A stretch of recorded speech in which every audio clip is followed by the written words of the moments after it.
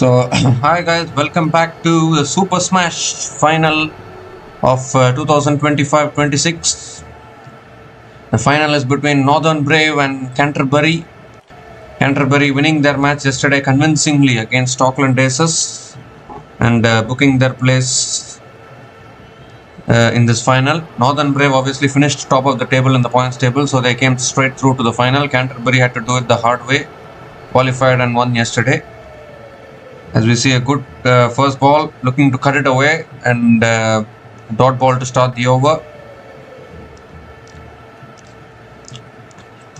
So Northern Brave have won the toss and elected to bowl first, and a few changes today. I'll just go through the changes.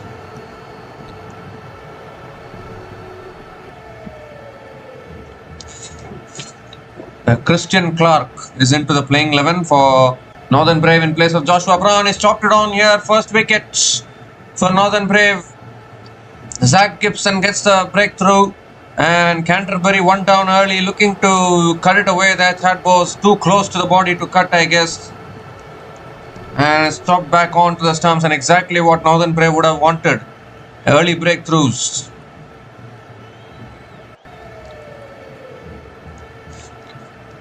And that too, the informed Chad Bose is gone after Chad Bose is gone for a 3-ball duck, and Canterbury rocked early in the final, 0 for 1 after 3 balls.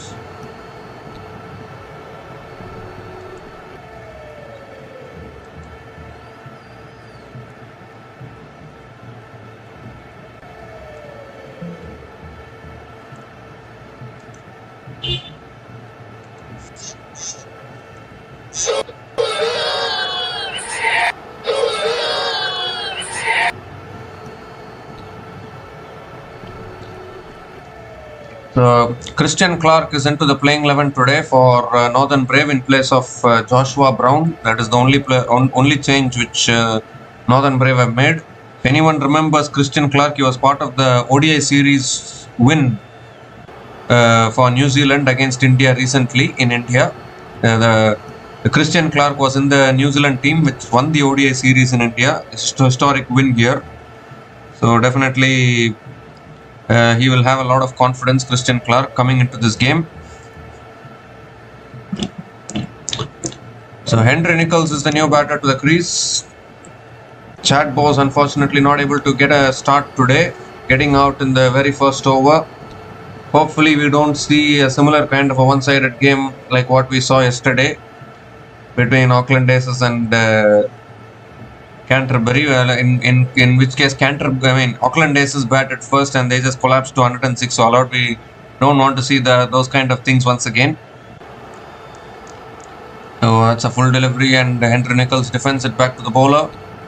Another dot ball from Zach Gibson. Need to really post a good total on the board because Northern Brave batters have been in really good form, and Northern Brave have been really good in this tournament. Quality batting lineup. 4-time champions are looking to make it 5 trophies. Meanwhile, Canterbury, they haven't won the trophy since the inaugural edition. Looking to flick it away again. Nichols, little bit of an inside edge. Another dot ball. What a first over this is. 5 dot balls and 1 wicket. 4 dot balls and 1 wicket.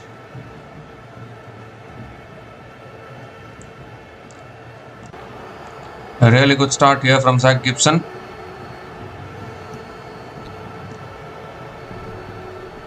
Last ball of the over coming up, and it's driven away straight to point. Another dot ball to finish the over. Wicket made an over to start from Zach Gibson, and Canterbury Kings are now 0 for 1 after 1 over.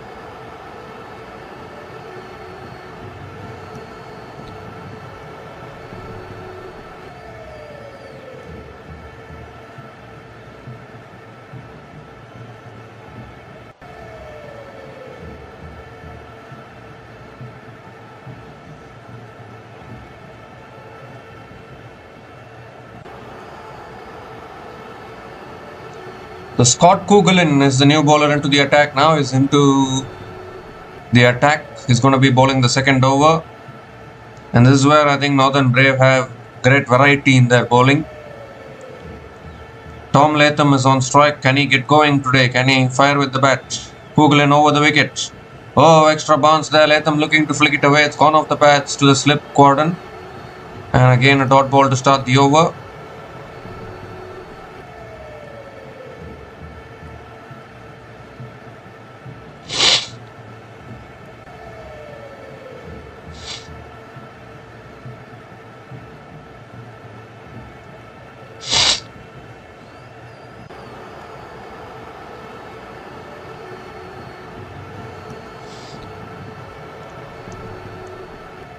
Second ball of the over. Ooh, a little bit of an inside edge and Latham pushes through for a single.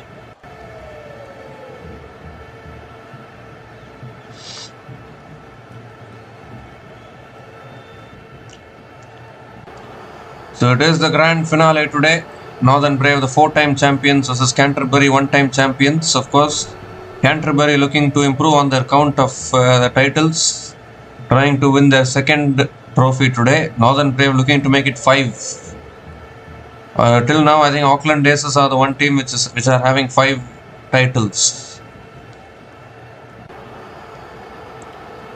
There are no chokers as such in this tournament. Every team has a trophy, no doubt about that. So that is one good thing. Oh, moves too much across, looking to paddle it on its way, gets it on the patch there, and will pick up one leg buys. Canterbury won the inaugural edition. Ever since then, they haven't been able to win back the trophy. It happens sometimes in these kind of tournaments. So much pressure involved. So many circumstances. Nothing is guaranteed actually.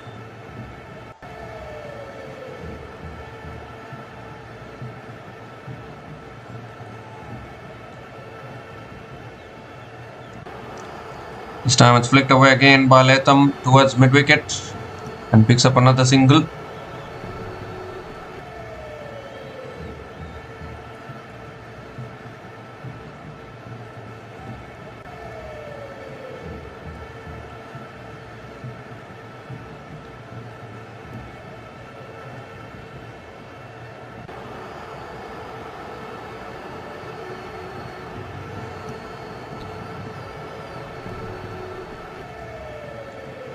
Now 2 more deliveries left in this over.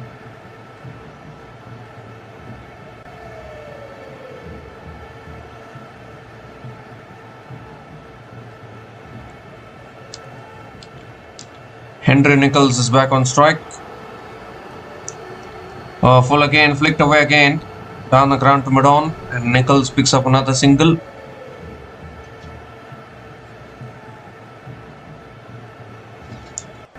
Latham is back on strike. 1 more delivery left in this over. A good Yorker there from Kugelin.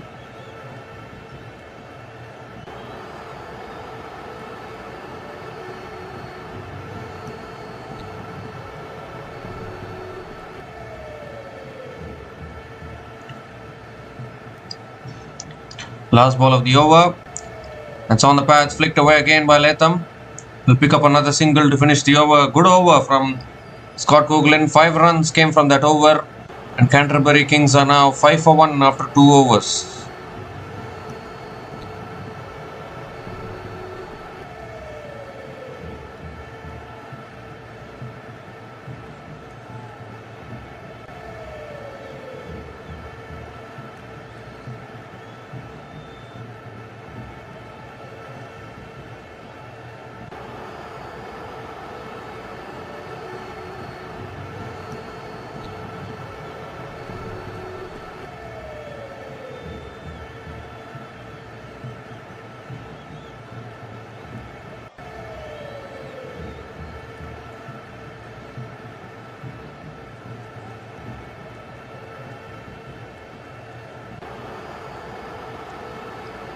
So Zach Gibson continuing into a second over, and is flicked away again by Latham towards mid-wicket and picks up another single.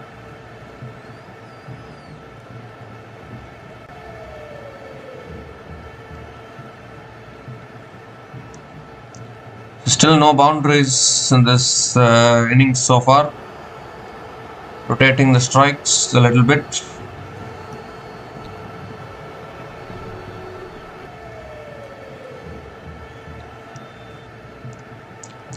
Having said that, Nichols comes down the wicket, hits it down the ground, straight down the ground for 4. The first boundary of the final. Beautifully advancing down the wicket, hitting it straight back past the bowler and into the boundary for 4. Henry Nichols with an important boundary.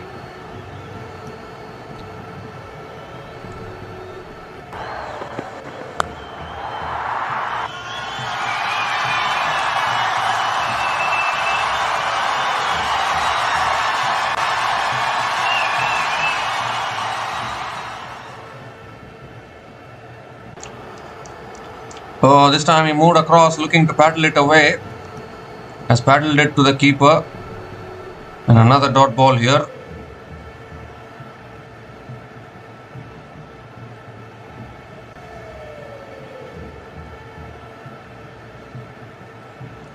A little bit of back pad involved in that, I would think.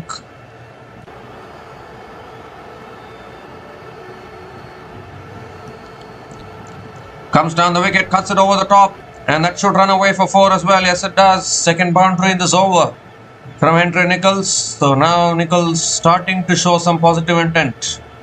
Beautifully hit over extra covers.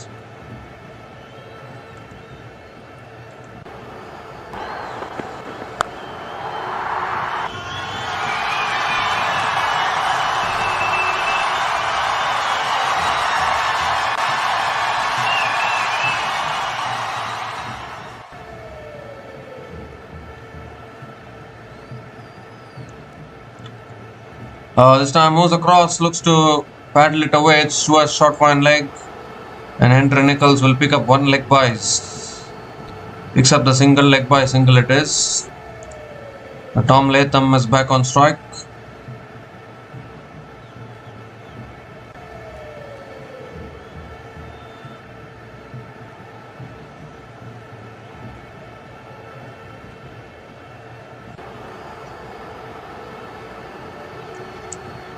The last ball of the over.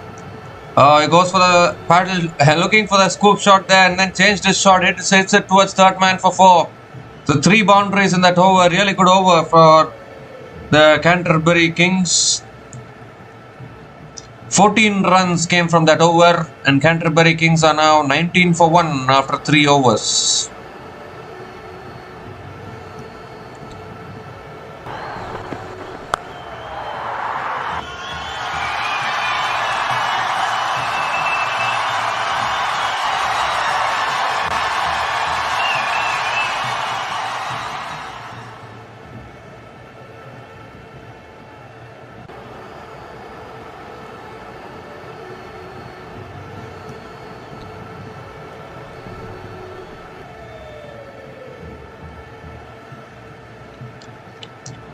Scott Coughlan continuing into the attack, and straight away Nichols looking for that scoop shot again. He's trying all the shots, Nichols. Both these New Zealand batters are international quality batters, of course, Latham and Nichols. Unfortunately, Chad Bose couldn't get the start that they would have wanted. Got out in the very first over, but good opportunity for both these batters to take this forward.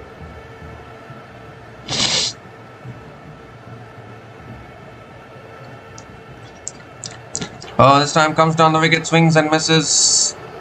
Another dot ball from Coughlan.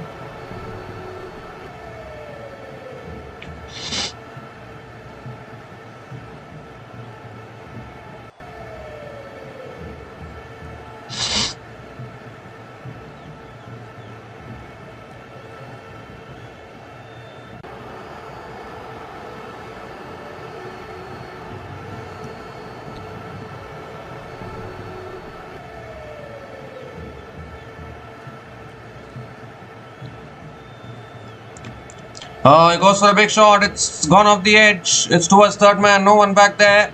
And another boundary. Very fortunate for Henry Nichols taking his chances. It's flown off the edge towards third man. And Nichols picks up his third boundary in this innings.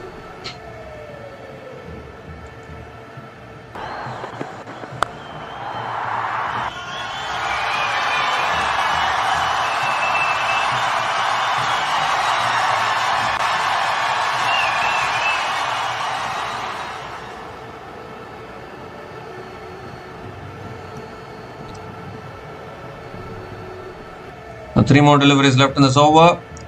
That's on the pads again, driven down the ground to mid-on. Shy at the stumps, could have been very close. But I think good running between the wickets. Single completed here.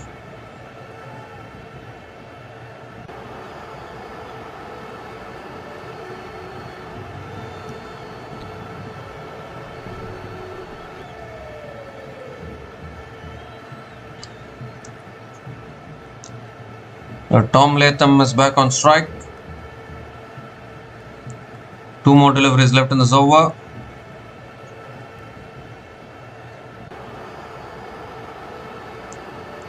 Oh, short and wide. Latham goes for the cut shot, misses it. Another dot ball. So much width offered there by Coughlin.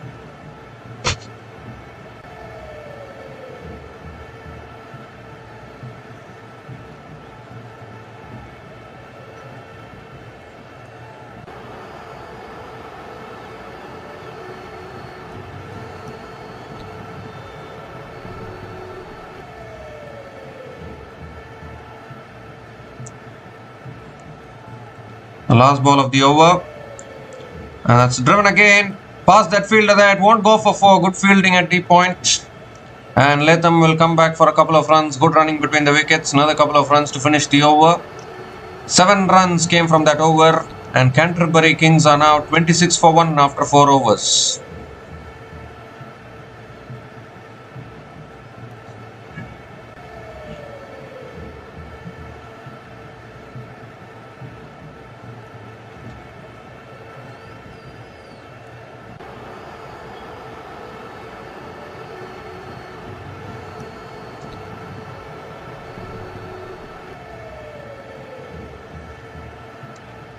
So they lost the wicket of Chad Bose early, but now this partnership 26 from 21 balls between Henry Nicholls and Tom Latham.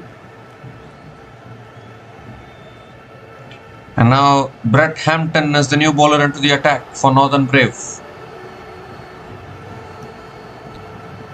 Henry Nicholls is on strike. Can Brett Hampton provide the breakthroughs?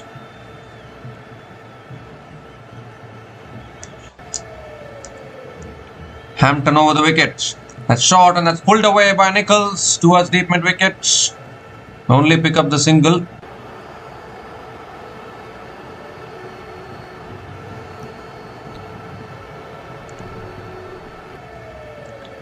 Tom Latham is back on strike.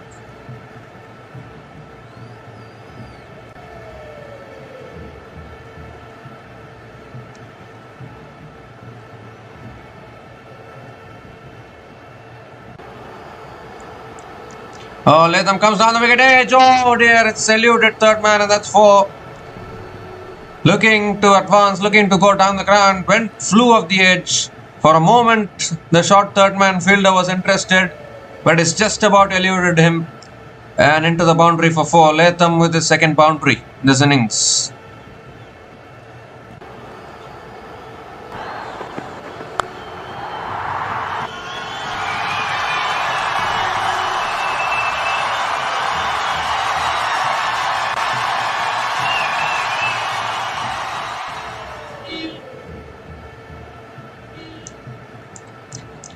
Oh, he goes for a scoop.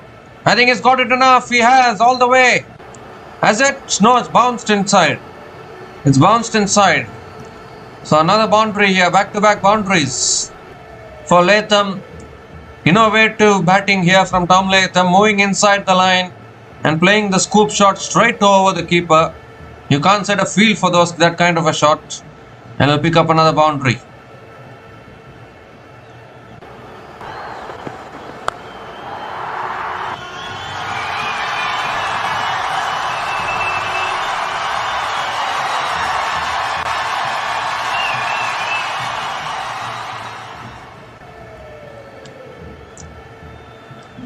This time back of the length and that's defended towards covers. Another dot ball from Brett Hampton.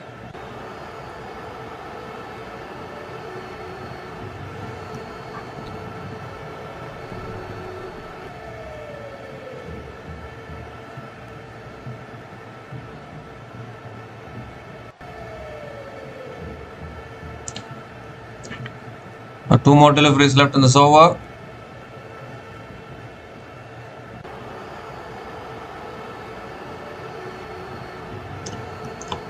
This time driven away beautifully in the gap. And that should race away for another boundary, will it? Oh, good fielding actually. Really good fielding in the deep. So Tom Latham picks up 3 runs. Saved 1 run there, the fielder.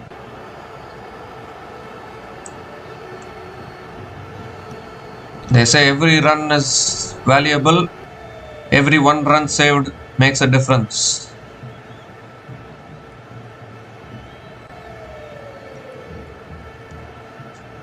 One more delivery left in this over. Henry Nicholls is back on strike.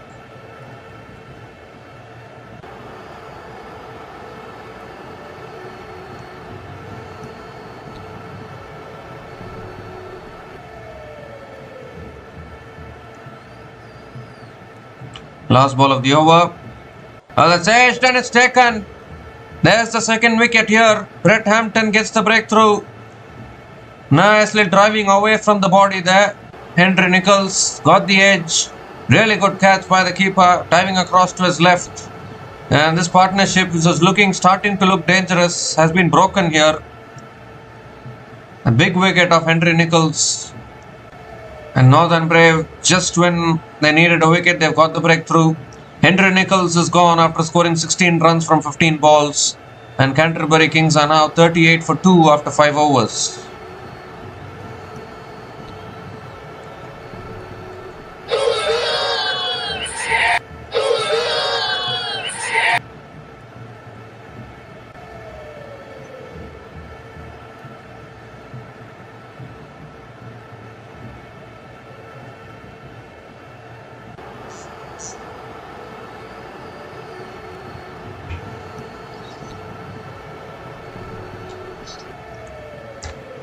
So Matthew Boyle is the new batter to the crease for Canterbury Kings. They need a big partnership here. Tom Latham is batting on 21 from 12 balls with 3 boundaries at a strike rate of 175. Matthew Boyle is also capable.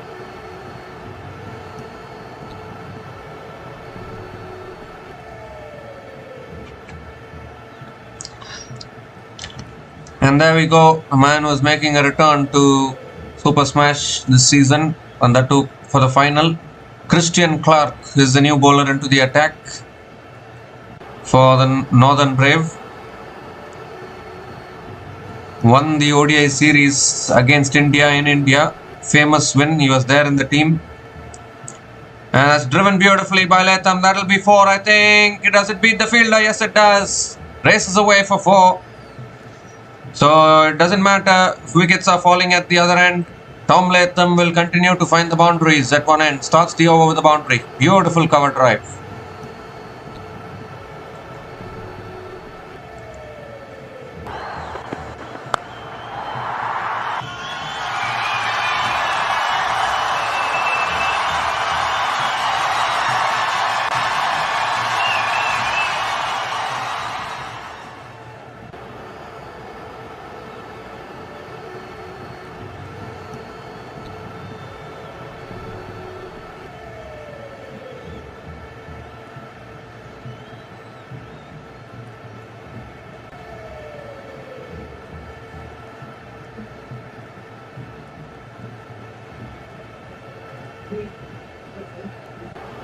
This time guided away again towards the point. Oh, well fielded.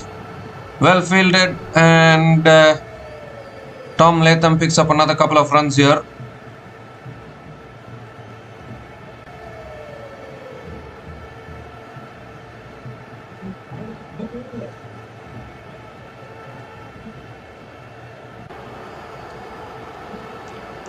That's 6 runs from the first 2 balls of this over.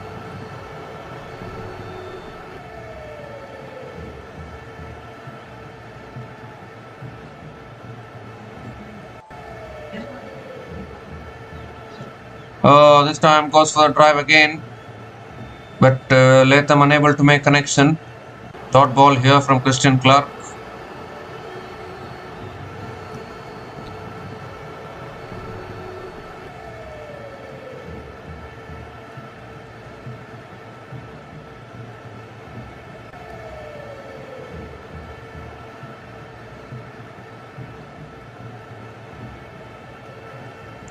Oh, goes for the cut shot.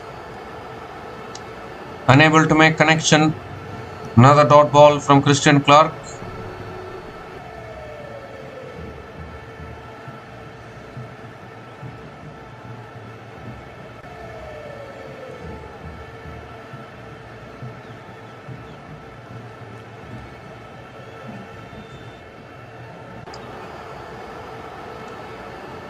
Two more deliveries left in this over. Oh, it's a little bit of an inside edge to a short fine leg. Shy at the stumps. Misses the stumps there. And Latham picks up another single.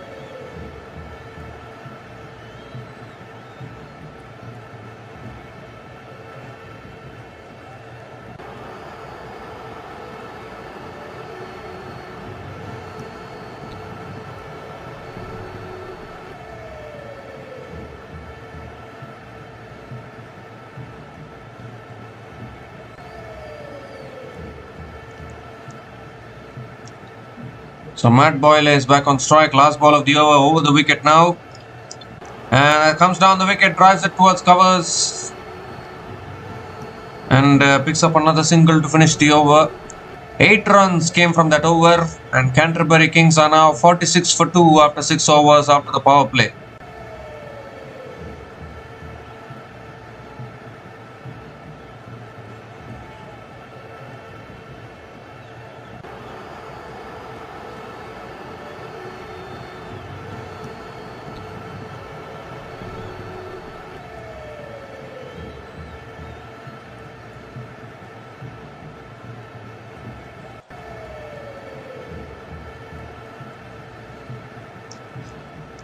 So decent start here from Canterbury. They have lost a couple of wickets, but they have scored. They have put on 46 on the board in the power play. You need to try and at least get to 180, 190 if they want to put the pressure on Northern Brave while during their run. If they want to put pressure on Northern Brave during their run chase, they need to get to 180, 190. Tom Latham is set at the crease. Matthew Boyle has just come in. Now Brett Hampton back into the attack. Matt Boyle defends it to covers. Try the stumps again. Doesn't hit the stumps. And Matt Boyle picks up another single to start the over.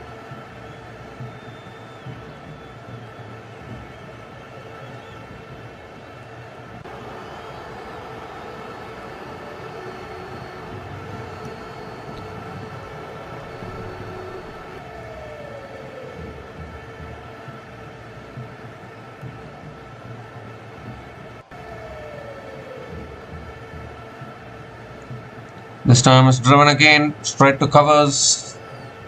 Another dot ball from Brett Hampton.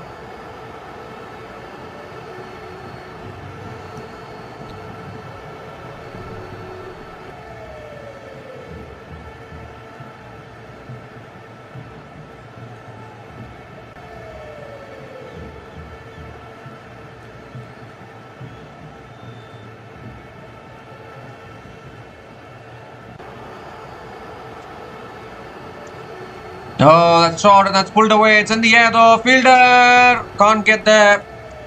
And Latham survives. Almost carried there. Very, very risky shot to play at this stage. You don't want to be losing another wicket if you are Canterbury Kings.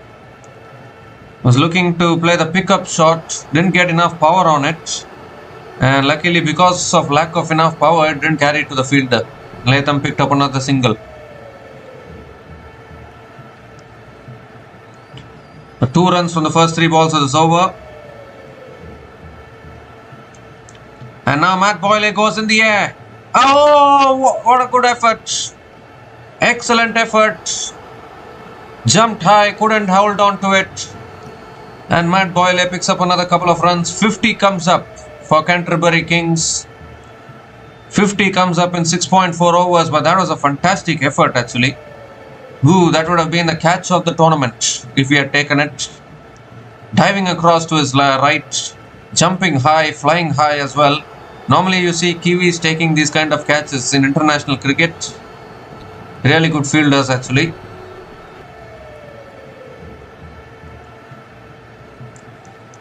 Comes down the wicket, he goes big again. It hasn't timed this one though. The fielder is coming underneath it, takes the catch. Another wicket goes down here. Brett Hampton gets the breakthrough. He's living dangerously there. Matt Boyle, the previous delivery also just about eluding the fielder. And this time around, carrying to the fielder at deep point. And the third wicket goes down here for Canterbury. Brett Hampton, the man with the breakthrough. I don't know what kind of a shot that was from Matt Boyle actually. Just coming down the wicket, blindly swinging it. Went on the splice of the bat, straight into the hands of deep point. So losing wickets here at the wrong time, Canterbury. Matt Boyle gone for a run of ball 4 and Canterbury Kings are now 50 for 3 after 6.5 overs.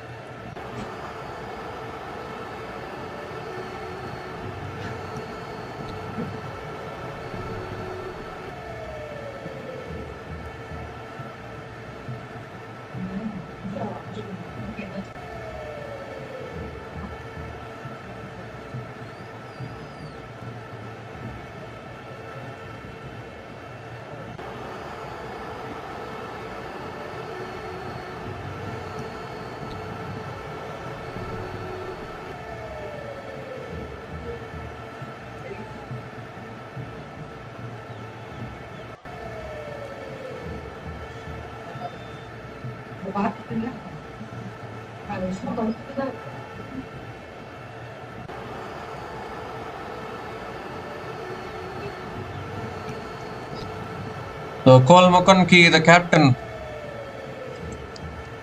Cole McConkie, the captain of Canterbury Kings, is a new batter to the crease. Last ball of the over is driven away by McConkie towards deep extra covers. And Cole McConkie gets off the mark with a single to finish the over. 5 runs came from that over, including the wicket of Matt Boyle. And Canterbury Kings are now 51 for 3 after 7 overs.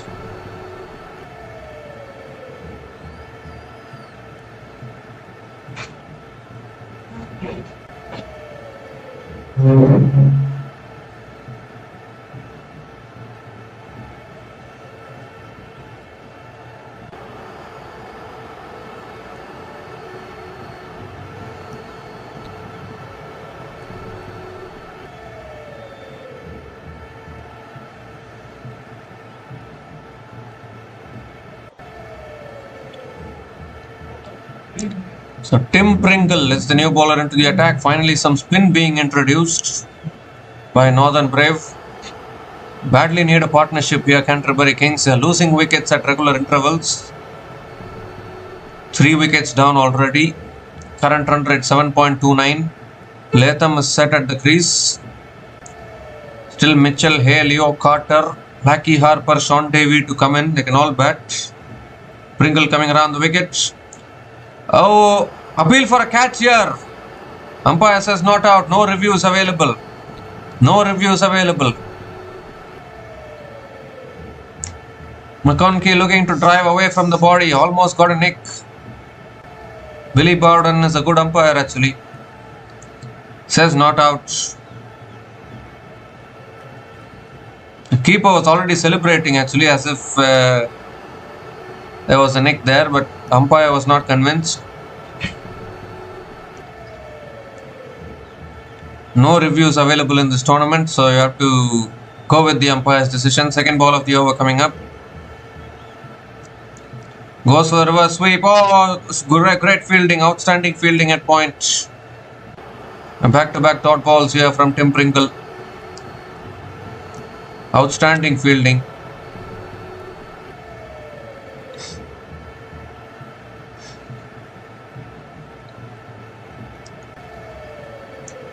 This time looking to flick it away. Appeal for LBW again. Umpire says not out again. Another dot ball.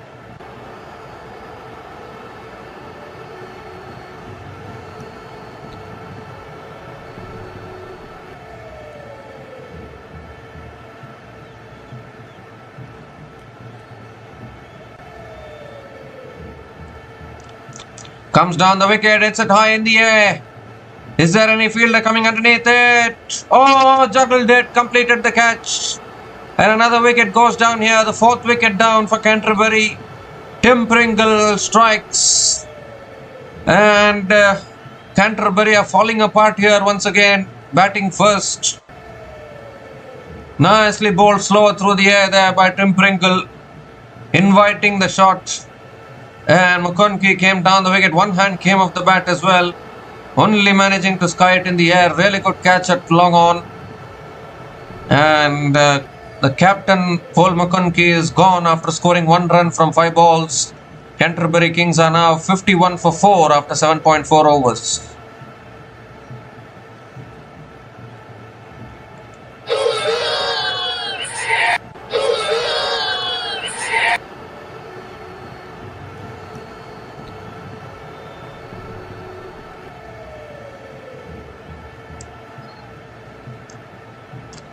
So Mitchell Hayes, the new batter to the crease for Canterbury.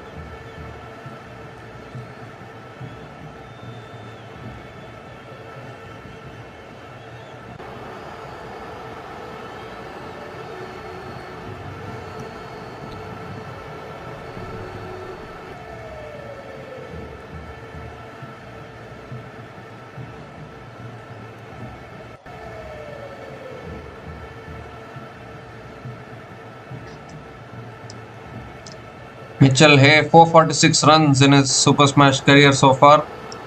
A really good batter.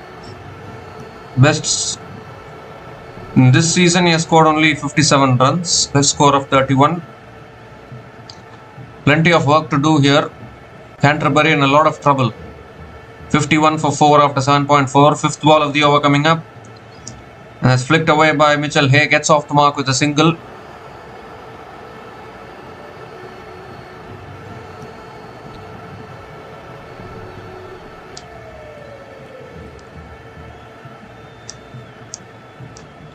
Tom Latham is back on strike.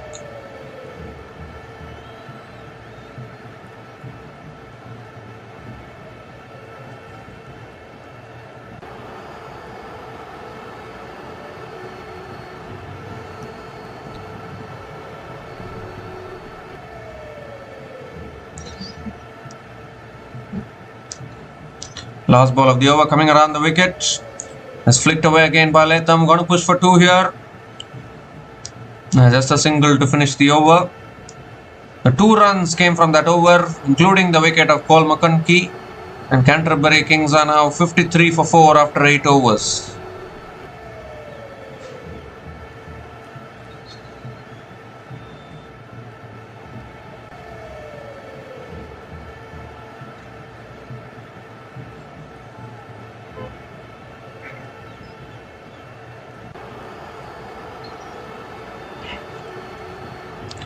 So how can Canterbury Kings make a recovery from here? 53 for 4 after 8 overs. The top 4 batters all back in the shed. Brett Hampton now back into the attack. And I think Tom Latham has to take the responsibility from here.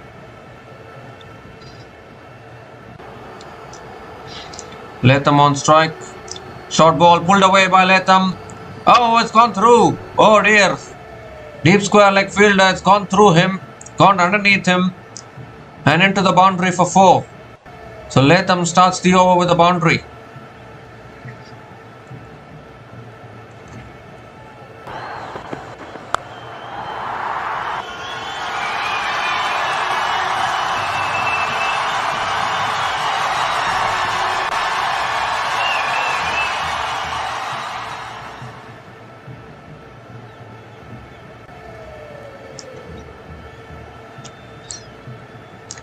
Well, that ball hit the hands of the fielder and went over the rope, went into the boundary for 4.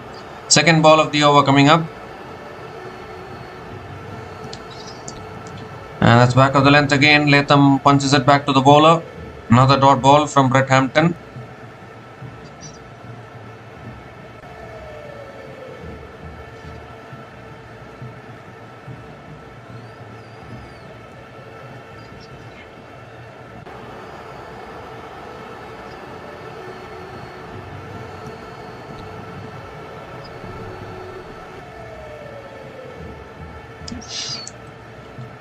Third ball of the over.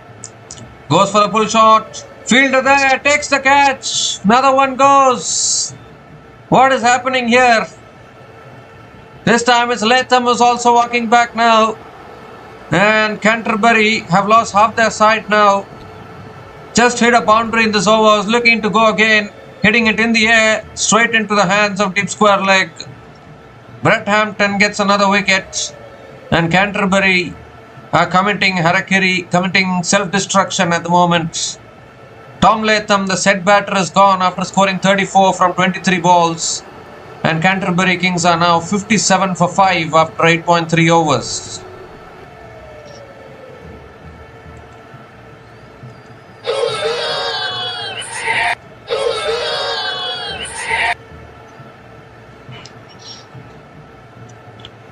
Well, just like what Auckland Aces did yesterday, Canterbury Kings are committing self-destruction today while batting first.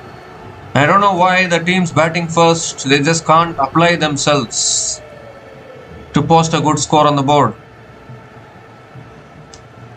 Leo Carter is the new batter to the crease for Canterbury, but is looking too tough now to recover from here down to the lower order after this.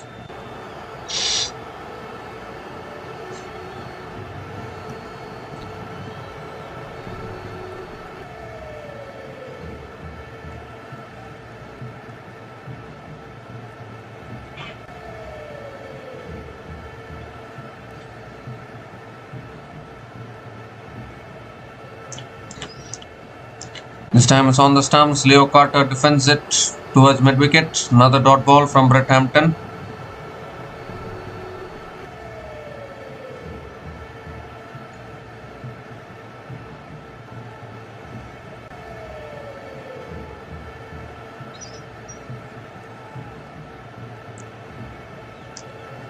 Now 2 more deliveries left in this over.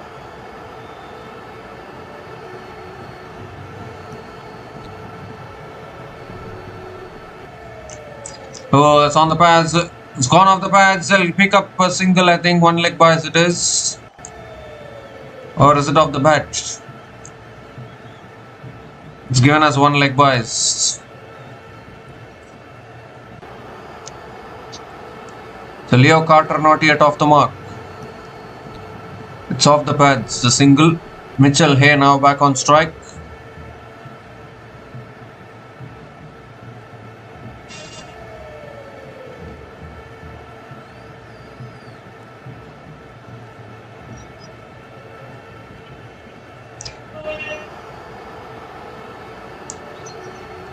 The last ball of the over coming up. Extra bounce guided towards point, and Mitchell Hay picks up another single to finish the over. 6 runs came from that over, including the wicket of Tom Latham. And Canterbury Kings in a little bit of trouble here, 59 for 5 after 9 overs.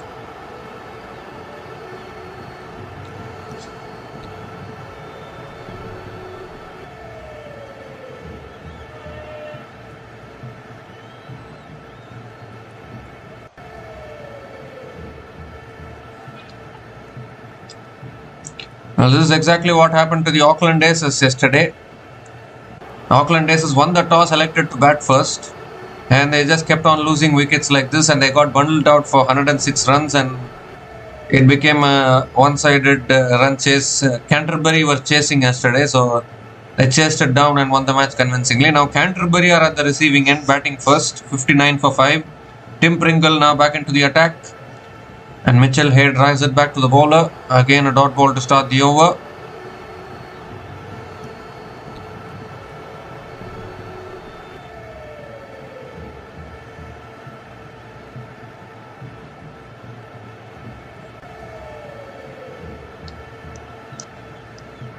This time it's on the pads. Mitchell Hay flicks it away leg side towards deep mid wicket. Coming back for 2. Good running between the wickets. Another couple of runs for Mitchell Hay.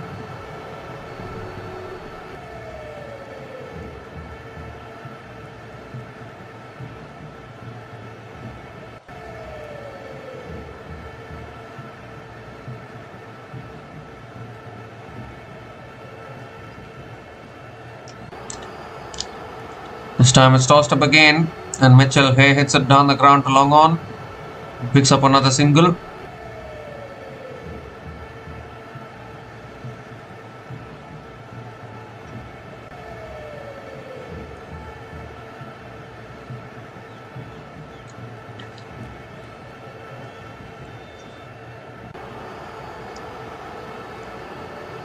Three more deliveries left in this over. Leo Carter is back on strike.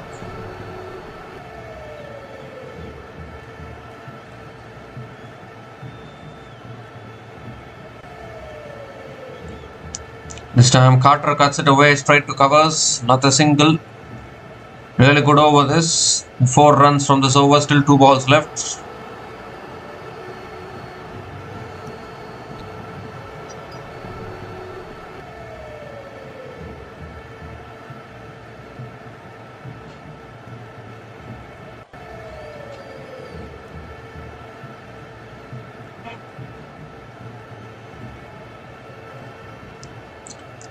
It's cut away by Hay straight to the fielder.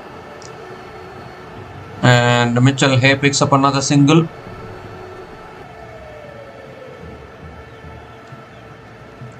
Leo Carter is back on strike. 5 runs from this over. Still 1 ball left.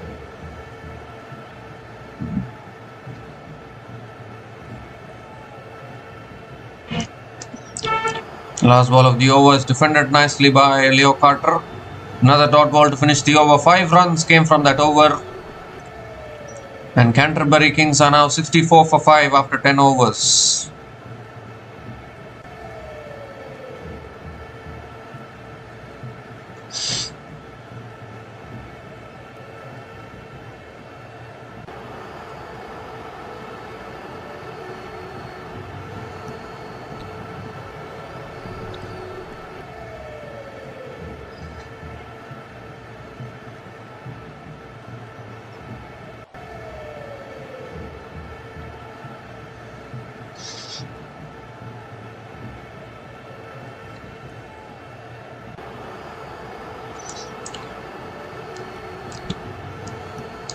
So Brett Hampton is back into the attack into his last over. Mitchell Hay is on strike. And Hay goes for the drive. It's off the edge towards point. Deep point. And Mitchell Hay picks up another single to start the over.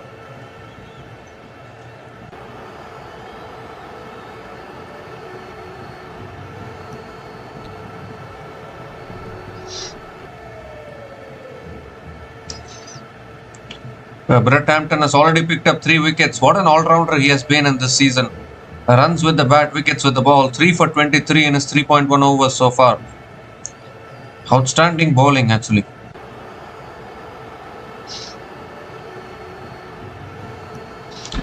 And now Carter goes for the cut shot towards deep extra covers and picks up another single. 2 singles to start the over.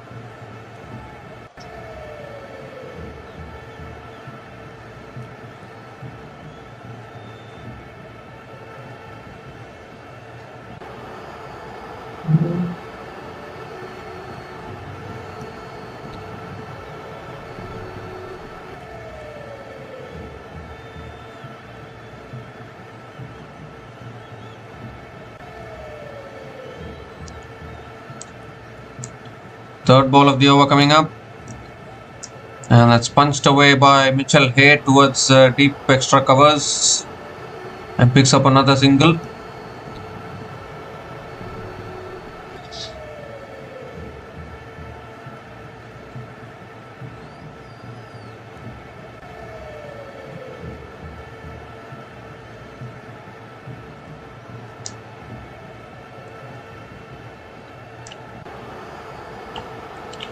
Now 3 more deliveries left in this over.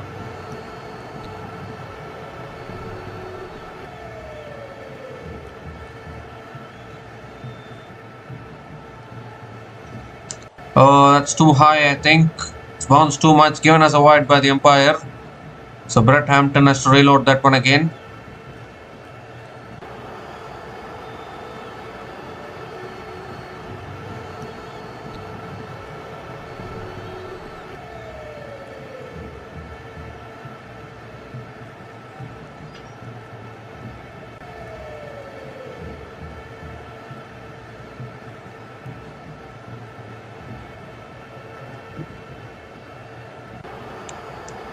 This time full again, driven down the ground, looking for the single. Hesitation from both batters, and in the end they don't take any single there. It's another dot ball.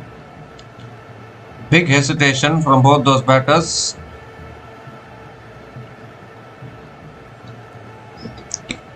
So what an over this is turning out to be. Just 4 runs from this over, still 2 balls left. Brilliant bowling from Brett Hampton.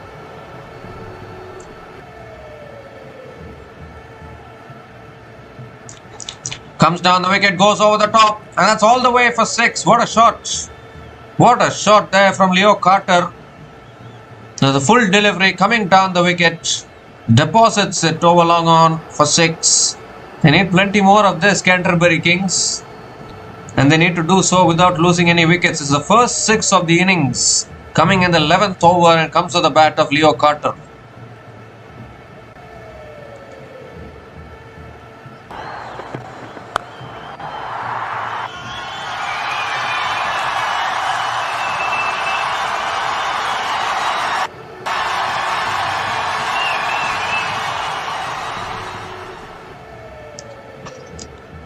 This time it's a wide down the leg side from Brett Hampton. Has to reload that one again.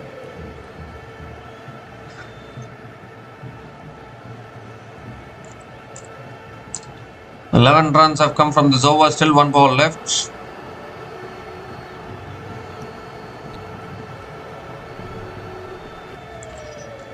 Last ball of the over, and that's driven again by Carter. Finds the gap. That'll run away for 4, I think. Yes, it will. Another boundary to finish the over. So an expensive over here from Brett Hampton. Finishes his spell 3 for 37 in his 4 overs. 15 runs came from that over. And Canterbury Kings are now 79 for 5 after 11 overs.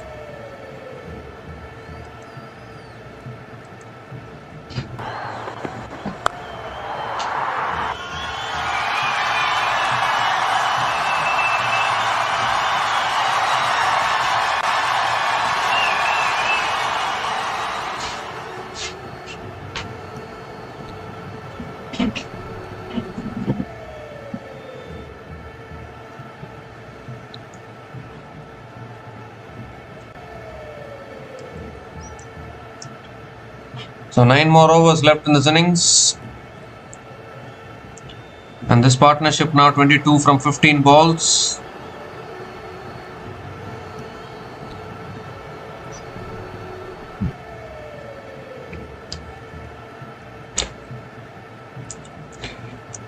Leo Carter hitting a 6 and a 4 in the previous over. Christian Clark now back into the attack for Northern Brave.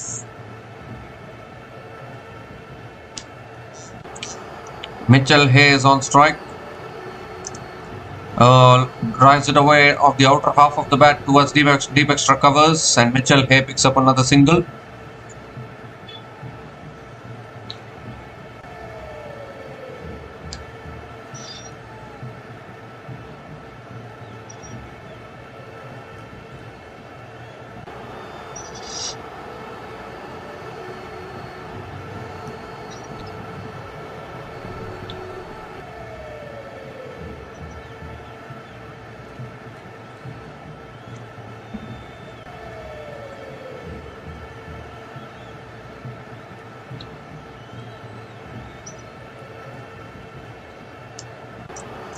This time driven away towards deep point, and Leo Carter picks up another single. 2 singles to start this over.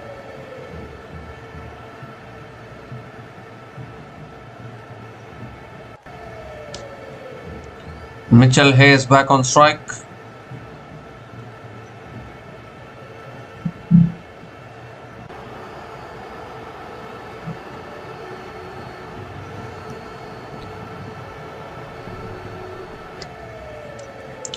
Oh, looking to flick it away. Oh, Leo Carter already called through for the single, and Mitchell Hay had to respond for it. Leo Carter was committed that he's going to take the single no matter what on that delivery. Already started pushing through for the single. Mitchell Hay was late to respond, but he makes his ground. So 3 singles to start this over.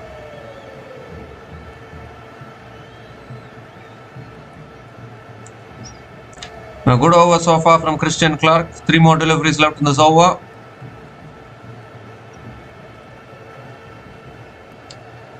Leo Carter back on strike. It's a short ball pulled away by Carter towards deep mid wicket and picks up another single.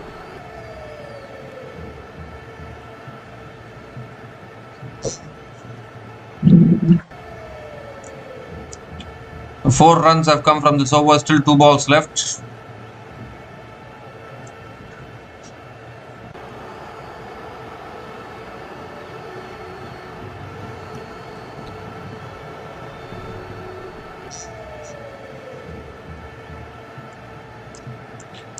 Moves across the stumps, looks for a paddle. It's gone on. Ball has not gone anywhere actually. Another dot ball from Christian Clark.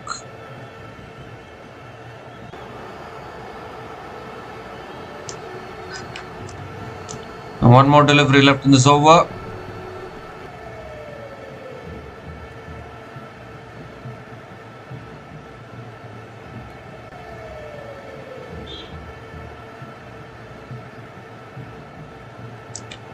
The last ball of the over coming up. It's cut away in the air, down to third man. Fielder running back, can't get it. Puts it down. And they'll pick up a couple of runs. Yeah, a couple of runs to finish the over. The fielder running backwards. It was a very, very tough catch there. It's been put down. 6 runs came from that over. And Canterbury Kings are now 85 for 5 after 12 overs.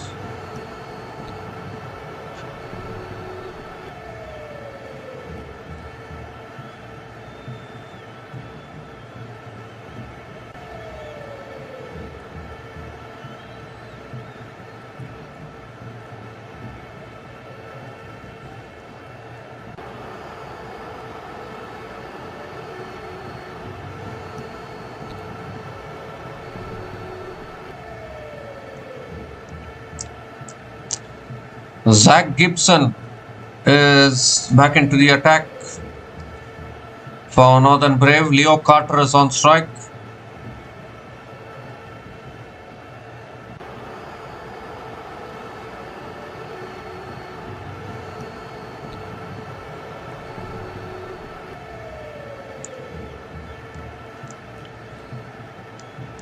And it's driven by Leo Carter towards deep extra covers. A push for 2 here. That's good running between the wickets. Another couple of runs to start the over.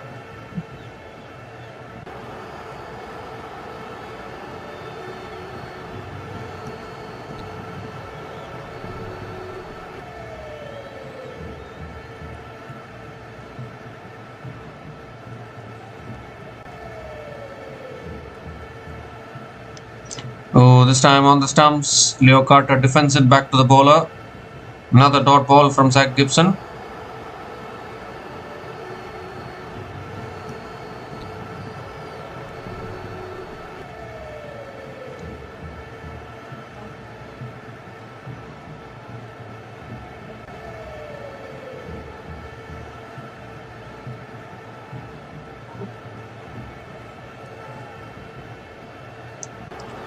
This time it's a short ball, it's pulled away towards deep mid wicket for 4. Found the gap beautifully there, 2 short from Zach Gibson. And Leo Carter is picking up some important boundaries here for Canterbury. Their score now moves to 91. And this partnership now 34 from just 24 balls.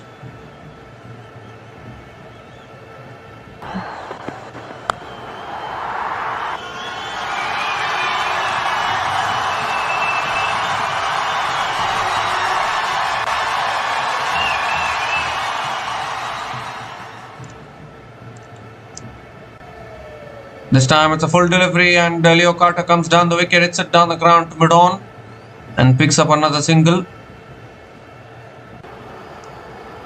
7 runs have come from this over, still 2 balls left.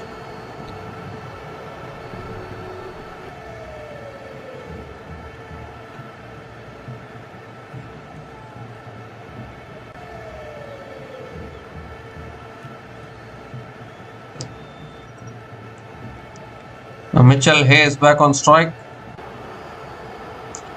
Oh, it's on the stumps, guided towards point. Oh, shy of the stumps there, missed the direct hit.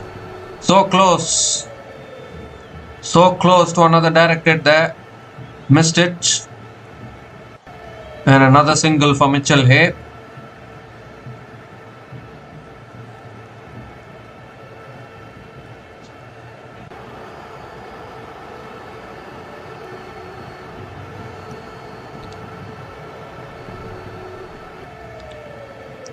The last ball of the over.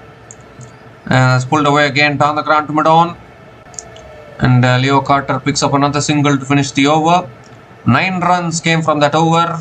And Canterbury Kings are now 94 for 5 after 13 overs.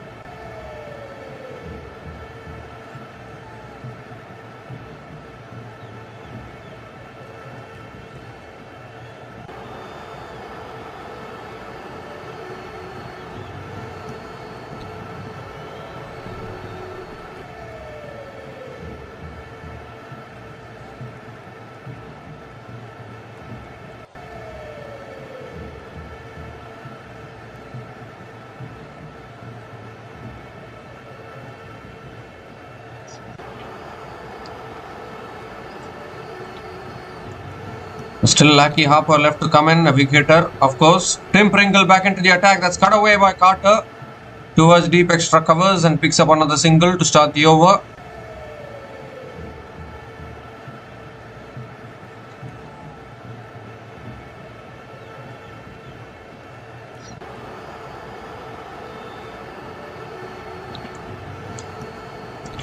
This partnership now 38 from 28 balls between Mitchell Hay and Leo Carter, providing some hope, although Mitchell Hay hasn't hit a boundary so far. Second ball of the over coming up. As punched away by Mitchell Hay, straight to covers. Another dot ball from Tim Pringle.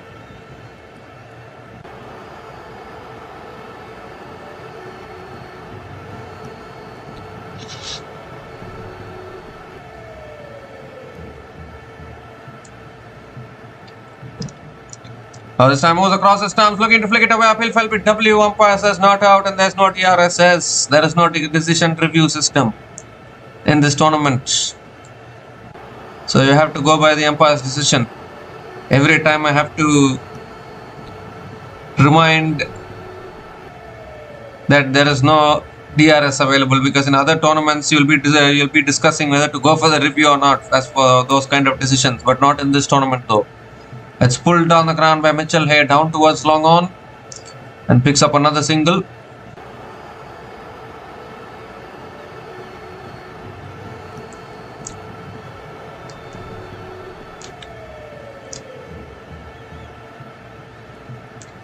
Leo Carter is back on strike. Tim Pringle coming around the wicket to Leo Carter. Goes for the sweep. That's beautifully swept away. That's found the gap, and that's 4. Beats that fielder at deep mid wicket. Leo Carter picks up his 3rd boundary in this innings, and the 100 comes up now for the Canterbury Kings. 100 comes up in just 13.5 overs at the loss of 5 wickets. And this partnership now 43 from 32 is trying to do something for Canterbury.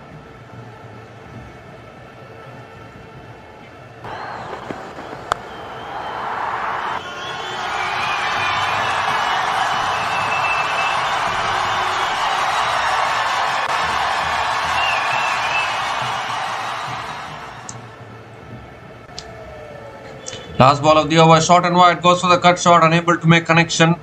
Another dot ball to finish the over. 6 runs came from that over. And Canterbury Kings are now 100 for 5 after 14 overs.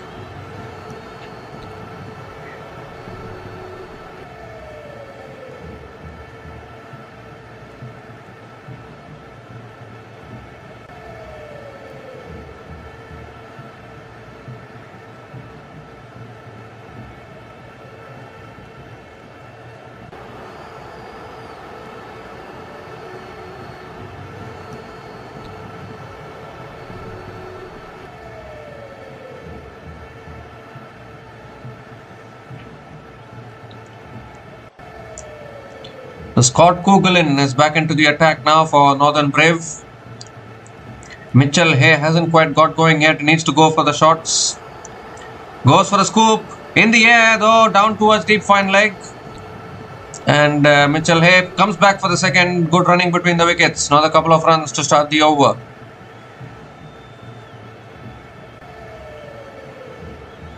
It was a full delivery there from Coughlan.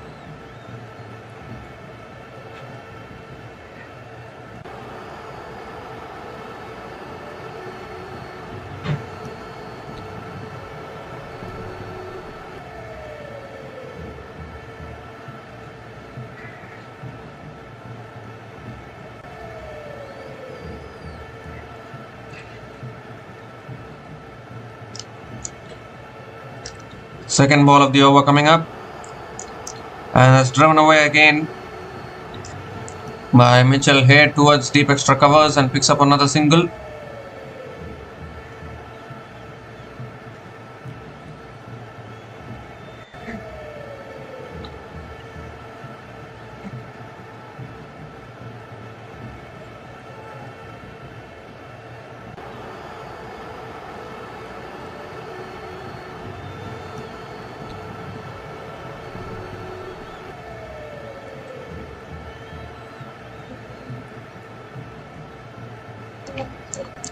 That's guided away, pass point, it's towards deep point, and Leo Carter picks up another single.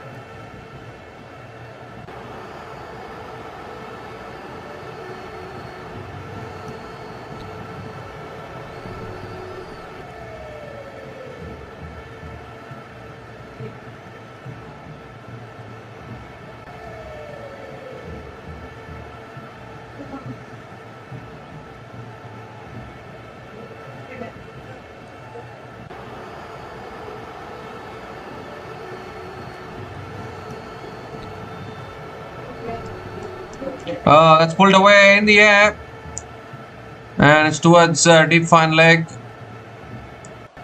and Mitchell Hay picks up another single. 5 runs have come from this over, still 2 balls left.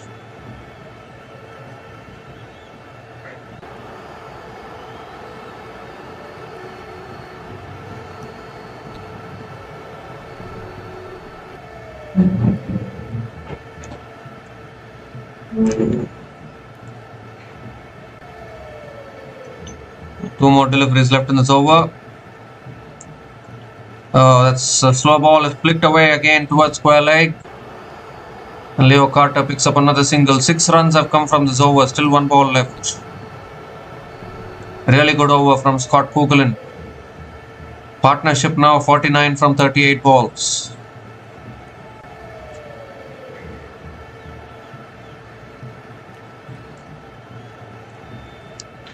If only some of the earlier batters had applied themselves a little bit, Canterbury could have been in a much better position than what they are now. Mitchell Hay is struggling a little bit, not able to find the boundaries.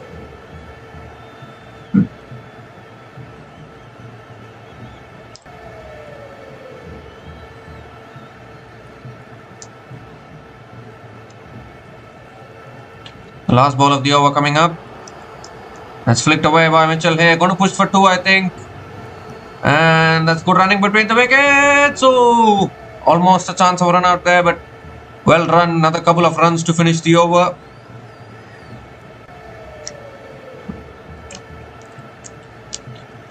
The 8 runs came from that over, and Canterbury Kings are now 108 for 5 after 15 overs.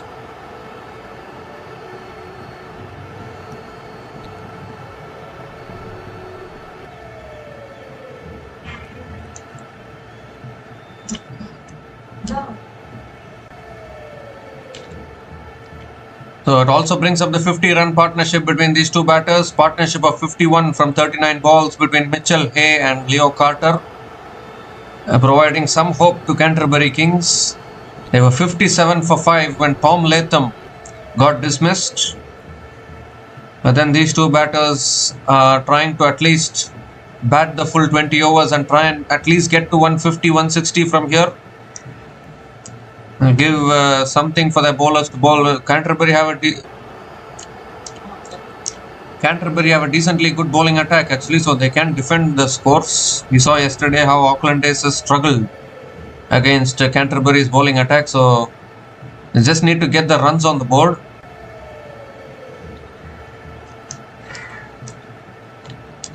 Christian Clark now into his third over. That's driven back to the bowler by Leo Carter. Another dot ball from Christian Clark.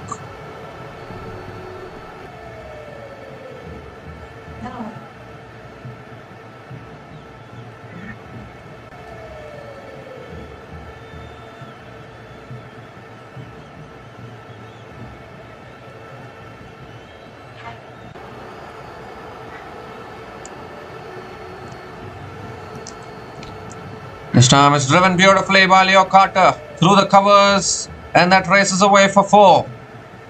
I think it was the slow ball, a full delivery there from Christian Clark. Leo Carter found the gap beautifully, picks up his 4th boundary in this innings. He's single-handedly giving some hope for Canterbury Kings.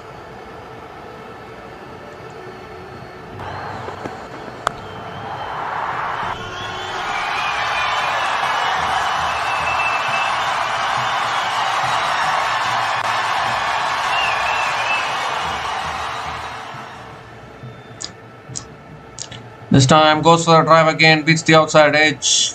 Another dot ball from Christian Clark.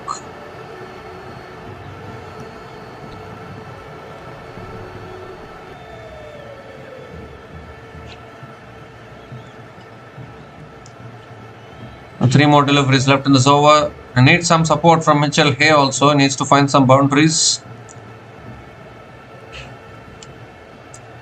Comes down the wicket, looks to pull it away, Alexa, a little bit of an inside edge.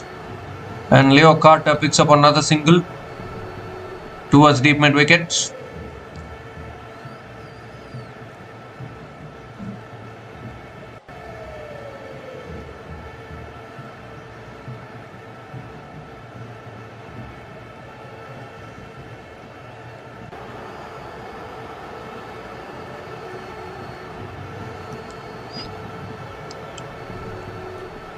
The last ball of the over coming up.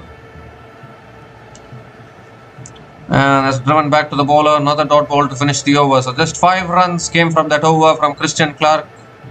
And Canterbury Kings are now 113 for 5 after 16 overs. Oh, in fact, still 1 more delivery left in this over.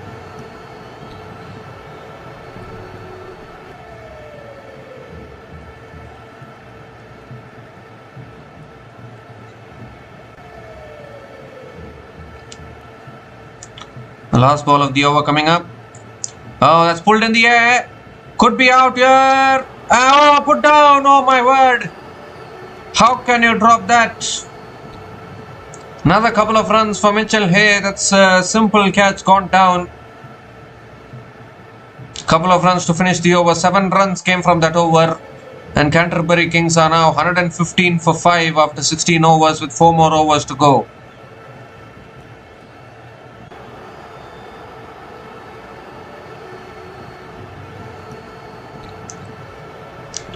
Looks like Northern Brave don't want to break this partnership. They want to keep Mitchell Hay at the crease. Mitchell Hay has faced 22 balls, scored only 22 runs, hasn't found the boundary yet.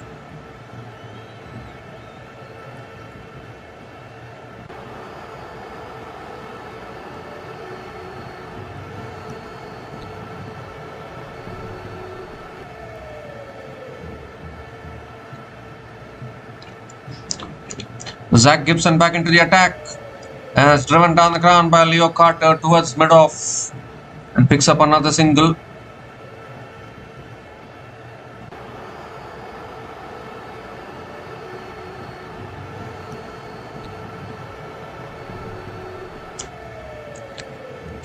And can they push towards 150 from here with still 23 balls left?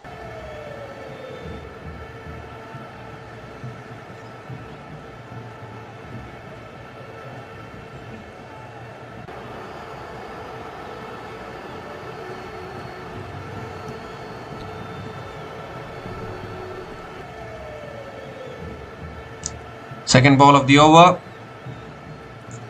And And Mitchell Hay pulls it away. Has he got enough? Yes, he has. That's all the way for 6.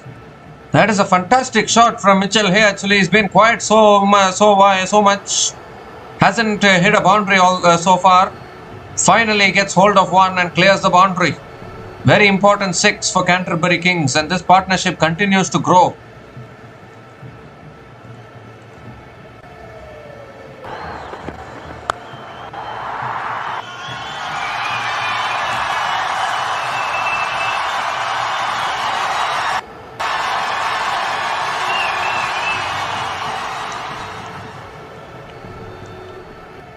This time it's full and on the pads, flicked away by Mitchell Hay. Going to push for 2 here. And that's good running between the wickets. Another couple of runs for Mitchell Hay. So surely they can get to that 150, 160 which we are talking about. Runs on the board in a final is always valuable. It won't be easy for the chasing team either. Although Northern Brave have been in the best batting form in this tournament so far. Goes over the top. Over covers. And will that run away for 4? Fielder going after it does well. Stops the boundary. Another couple of runs for Mitchell Hay.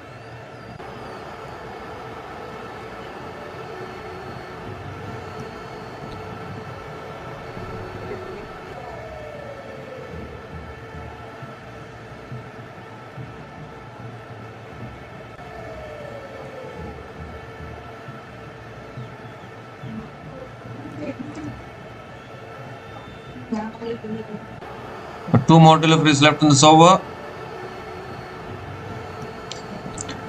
Moves across too much, but it's given as a wide. I think it's too wide outside the off stump from Zach Gibson. So he has to reload that one again.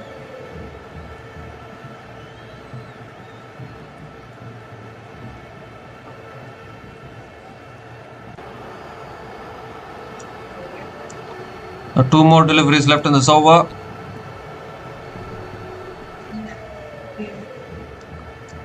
This time it's a full delivery again. Mitchell Hay drives it towards deep extra covers and picks up another single.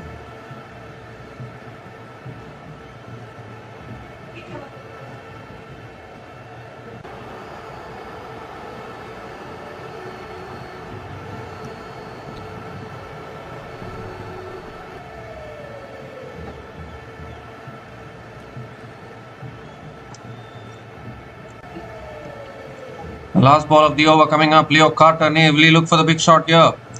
Swings it away leg side towards deep mid wicket and picks up another single to finish the over. So good over for Canterbury. 14 runs came from that over, and Canterbury Kings are now 129 for 5 after Canterbury Kings are now 129 for 5 after 17 overs with 3 more overs remaining.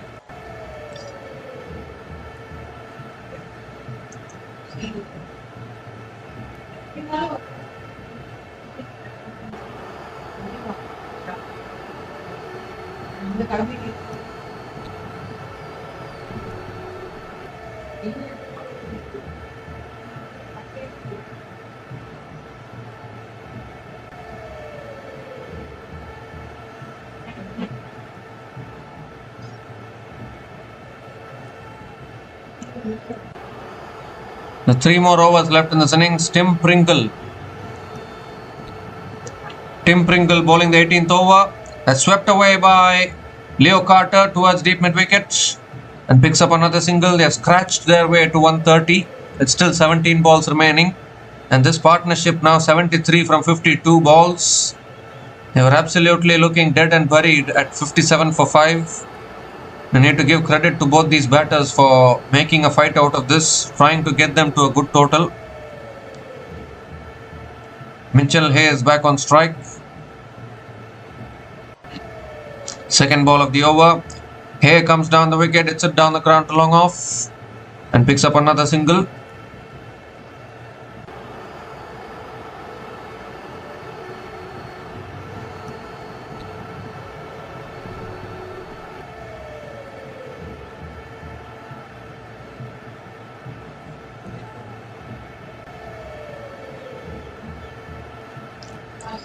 This time sweeps it away again. Leo Carter towards deep mid wicket and picks up another single.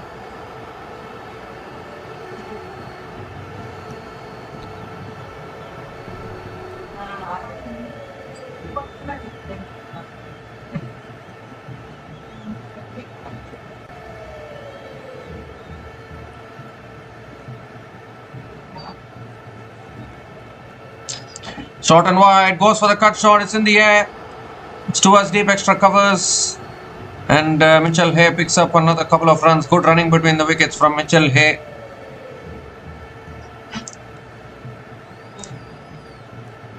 Five runs have come from this over, still 2 balls left. Need some big shots here.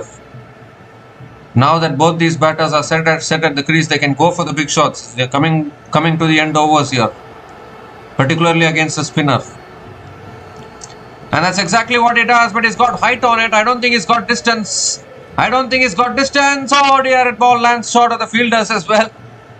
It was so badly mistimed that the ball didn't even carry to the fielders. And in the end, it's only a single there. I was looking for the 6 there. That is exactly what was needed, but the ball didn't carry to any fielder as well. Last ball of the over, Leo Carter comes down the wicket, flicks it away leg side. He'll pick up another single. This is brilliant bowling. Brilliant over from Tim Pringle. There's 7 runs coming from the over. Bowling in the end, bowling in the death overs. It's never easy to bowl such an economical overs as a spinner, but he's done really well. Tim Pringle finishes his spell 1 for 20 in his 4 overs.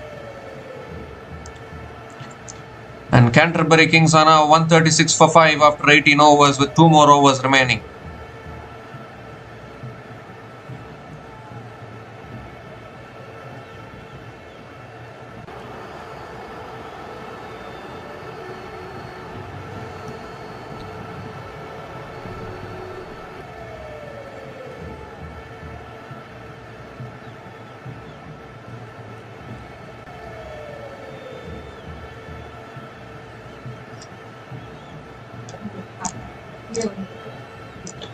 So Scott Coughlan is bowling the penultimate over, and it's driven away by Leo Carter straight to covers. Dot ball to start the over. That's a good start from Coughlan.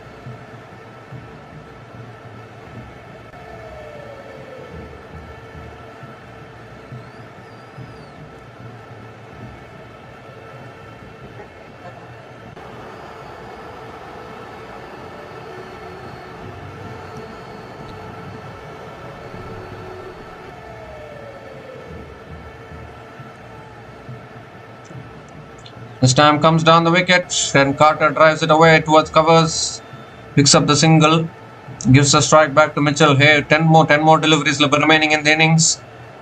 I think both these batters are set. They need to just go for the shots now, and they didn't need to go for the big shots. Try and get to 160.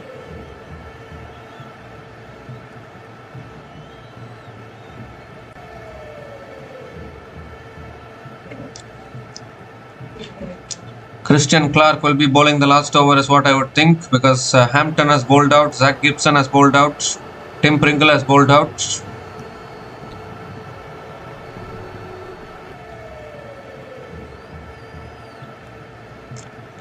Goes big here. How far has he got it? Oh, the fielder puts it down again.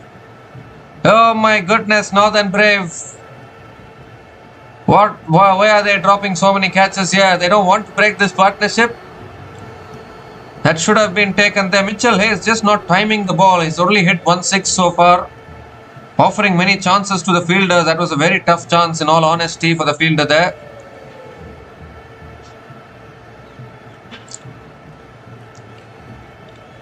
Mitchell Hay is teasing all the fielders in the deep at the moment with his shots. 4th ball of the over coming up. And he drives it down the ground to long off towards covers and picks up another single. Both these batters have now scored 40 from 31 balls at the same strike rate of 129.03. Amazing coincidence.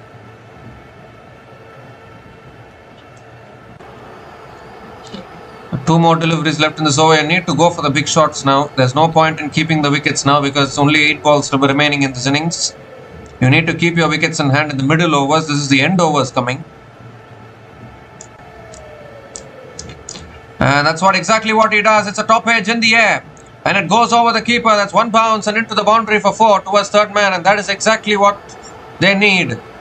A boundary here from Leo Carter. Looking to play the full shot. Got the top edge over the keeper. Doesn't matter how they come as long as they come.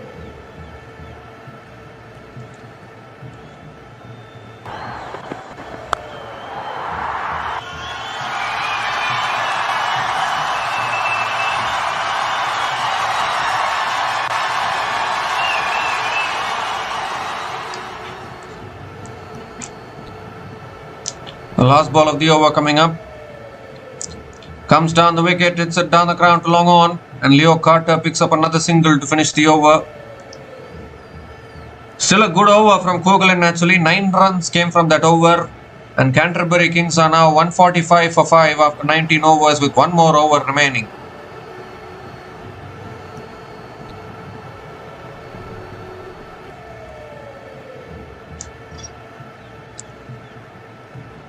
It's a really good recovery actually. From 57 for 5, this partnership has taken them so far to 145 for 5. We still don't know whether this will be enough though, but at least it is some recovery. Partnership of 88 from 63 balls between Mitchell Hay and Leo Carter. If only the top order had applied themselves a little bit, they could have gotten a much bigger total. They just kept on losing their wickets at the start, and it came down to these two batters who have done a pretty good job actually. And now Christian Clark is bowling the last over. That's too wide outside the off stump, given as a wide by the umpire. So Christian Clark has to reload that one again. It was an obvious decision for Christian Clark to bowl the last over because Zach Gibson has finished his spell, Brett Hampton has finished his spell, Coughlin has also bowled the penultimate over, Tim Pringle has finished his spell, so Christian Clark obviously the most experienced bowler for Northern Brave, having played for New Zealand as well recently. That's hit down the ground by Leo Carter, straight down the ground for 4, and the 150 comes up here for Canterbury Kings. This has been a fantastic partnership between these two batters. Important boundary here, they've gotten to 150 with still 5 balls left.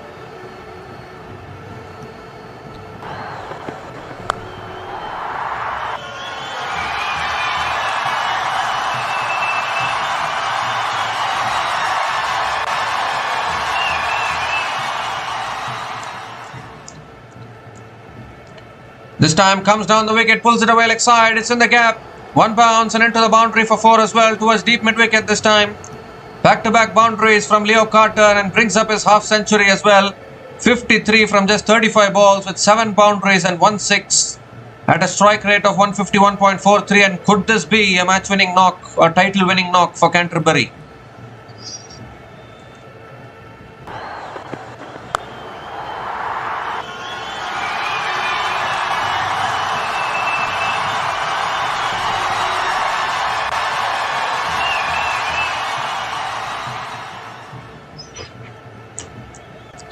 This time moves across to the off stump, sweeps it away leg side towards deep mid wicket. And Leo Carter picks up another single. Partnership now 98 from 66 balls. Only 3 more deliveries left in this innings. So there has been some recovery from Canterbury with the bat. They were absolutely dead and buried at 57 for 5. Bringing themselves close to 160 now. Mitchell Hay back on strike. Surely going to go big. No doubt about that. And that's exactly what he does. It's pulled away and it's all the way onto the banks. Onto the banks for 6. Finally Mitchell Hay connects one cleanly and gets it over deep mid wicket for a maximum. 100 partnership comes up between these two batters, and they have also crossed 160 with that 6. Partnership of 104 from 67 balls. Second 6 for Mitchell Hay in this innings.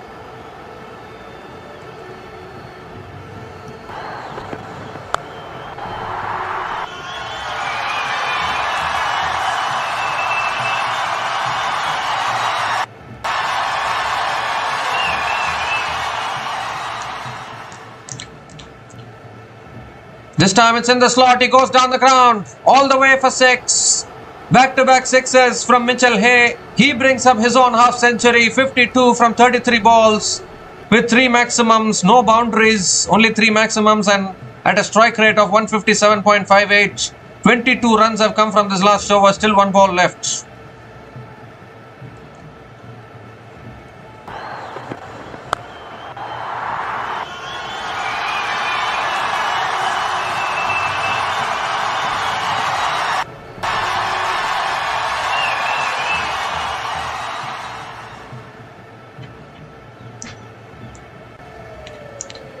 So 1 more delivery left in this innings, and what a recovery this has been. Last ball of the innings coming up from Christian Clark. And it's driven away, finds the gap, and that'll run away for 4. Will it? Yes, it will. Beats that fielder there at deep point. Another boundary to finish the over. 26 runs came from the last over. And what a finish this is for Canterbury Kings. They have crossed 170 as well. Mitchell Hay finishes off in style. And from nowhere, Canterbury Kings have gotten themselves to a very, very competitive total, in all honesty. Mitchell Hay finishing off 56 not out from 34 balls, along with Leo Carter. And what an amazing partnership this has been. They were 57 for 5 at one stage. They looked dead and buried at that stage. But from there, a 6th wicket partnership, a record 6th wicket partnership of 114 from 69 balls between Mitchell Hay and Leo Carter has helped Canterbury Kings get to 171 for 5 at the end of their 20 overs. And that is really good total, actually, batting first. Runs on the board in the final, no doubt about that.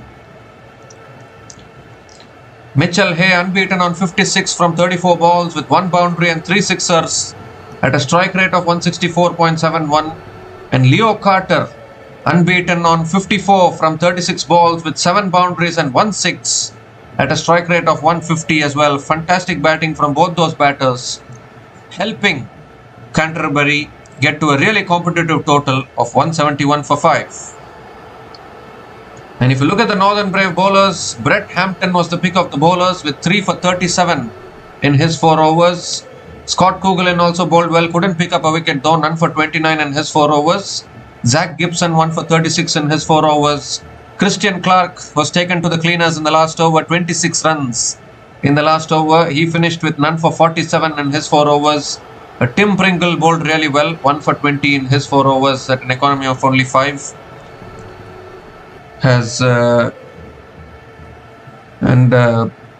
Canterbury Kings finishing their 20 overs on 171 for 5.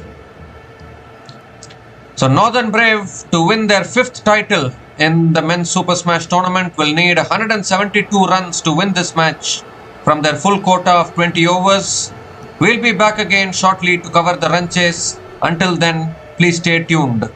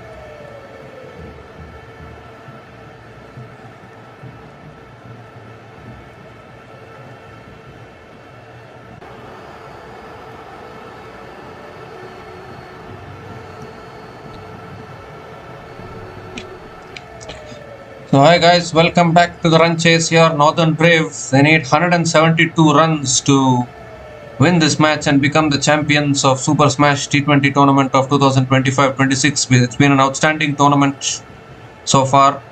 What a recovery from Canterbury Kings from 57 for 5. They recovered and got to 171 for 5 at the end of their 20 overs. Superb partnership between Mitchell Hay and Leo Carter. And now, can they defend 172 is the big question. Fraser Sheet has the new ball in his hand. Cattini Clark and Brett Hampton opening the batting. Cattini Clark on strike. Here we go. First ball of the chase. And it's punched away by Cattini Clark straight to covers. Dot ball to start from Fraser Sheet. So just like Northern Brave, Canterbury bowlers also need early wickets. And particularly they need to dismiss both these openers who have been in red hot form in this tournament. Cattini Clark and Brett Hampton, both of them have been giving the team flying starts in the power play. So it's very important to dismiss them early if you want to have any chance of defending this total. It's driven again straight to covers. Another dot ball here from Fraser Sheet.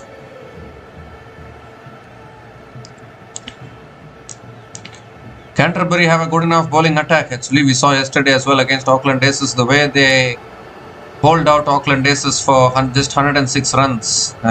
Very, very formidable bowling attack for Canterbury Kings. So it is going to be a challenge for Northern Brave. And also runs on the board in a final. Cannot discount that as well. 171 is a decent total. Comes down the wicket and Cattini Clark drives it away towards deep point and gets off the mark with a single. Gives the strike to Brett Hampton.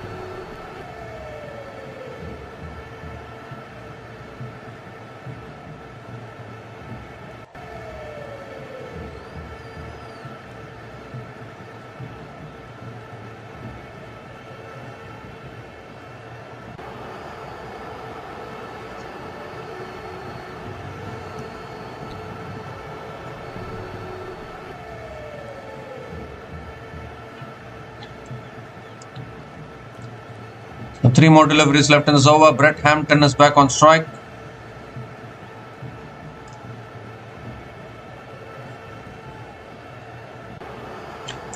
And straight away Hampton goes big and goes very big. All the way for 6 over long on. Wow, that's the first ball that he's facing in this innings. And he's already decided to take on Fraser Sheet here. The first 6 of the innings comes on the bat of Brett Hampton. Very, very aggressive player. Need to be careful here.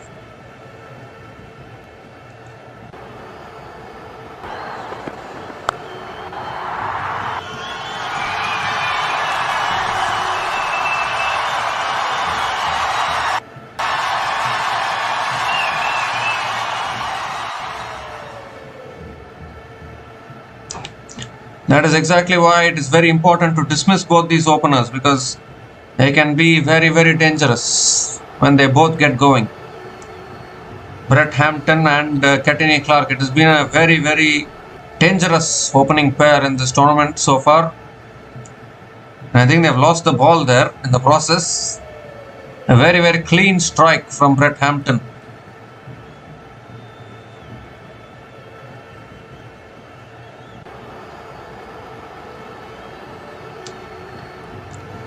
Changing the ball here.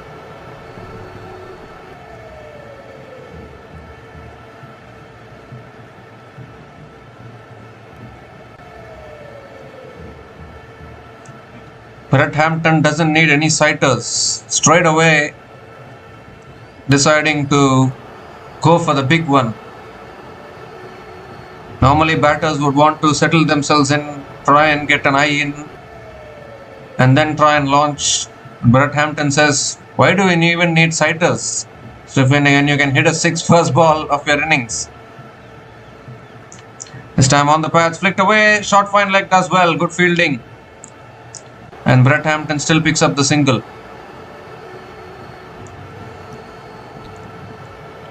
Cattini Clark is back on strike.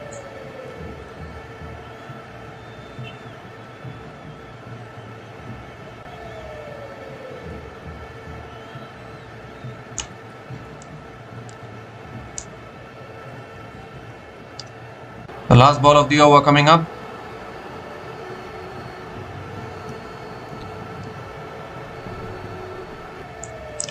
That's driven down the ground by Courtney Clark over mid-on, and that's one bounce and into the boundary for 4. So straight away an excellent start here for Northern Brave to this run chase. 12 runs came from that over, and Northern Brave are now 12 without loss after 1 over.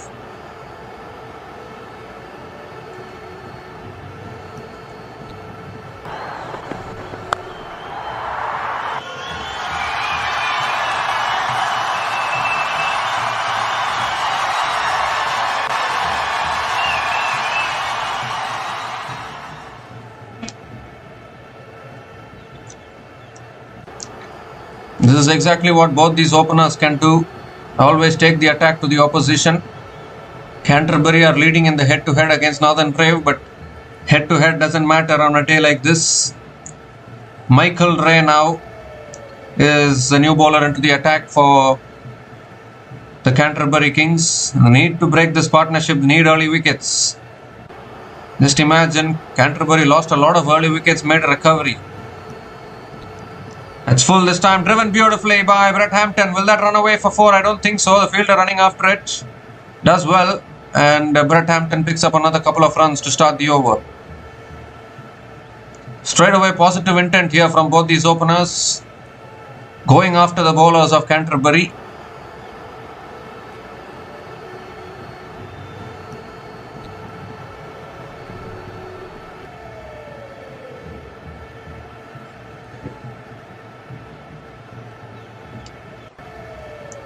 Second ball of the over coming up. Has driven again. Oh, straight to covers. A little bit of a fumble there. Was there a catch drop? Was there a drop catch? I'm not quite sure.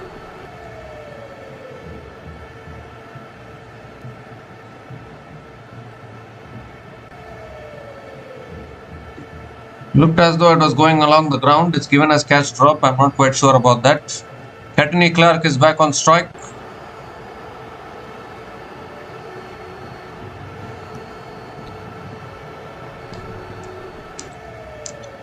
The third ball of the over coming up.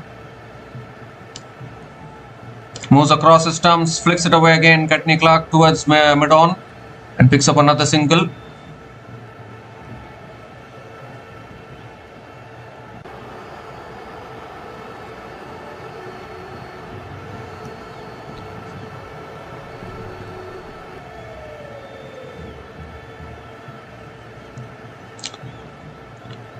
Three more deliveries left in this over. Brett Hampton is back on strike.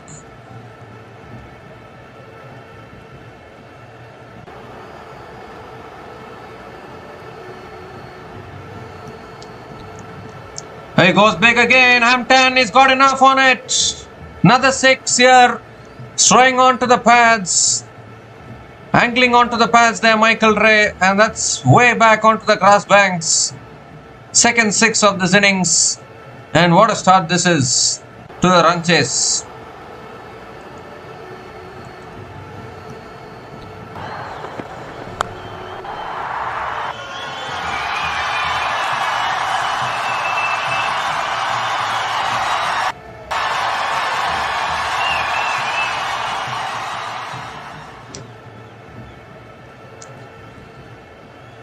And 2 more deliveries left in this over.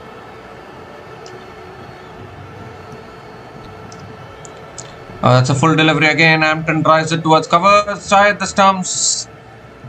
Not able to hit the stumps there. Another single for Hampton.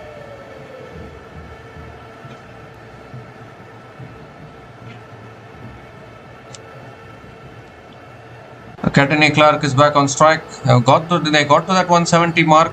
Canterbury Kings well batting first. The way these two openers have started, in a hurry to finish this run chase, I think. Last ball of the over coming up.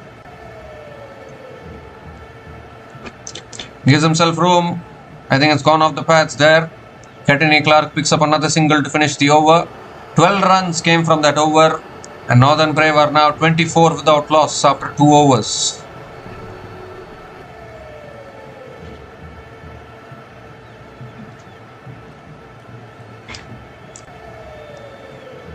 So this is the best possible start to this run chase for as far as Northern Brave are concerned.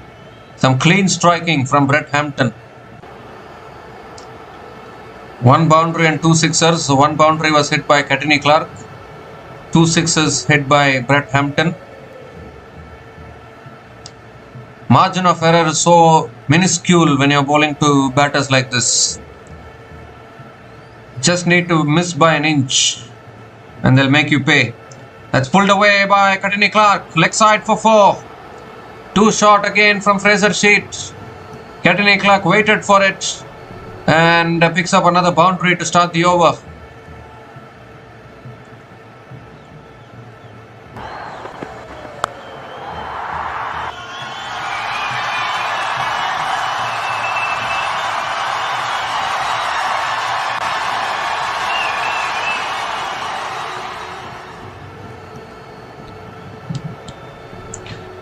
The new ball bowlers struggling here, feeling the pressure here. Second ball of the over coming up.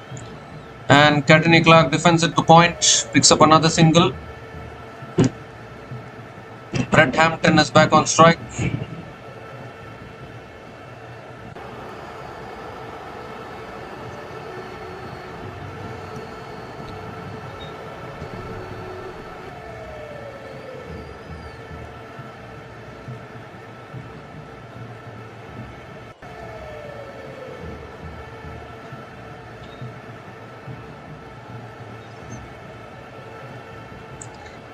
The third ball of the over coming up.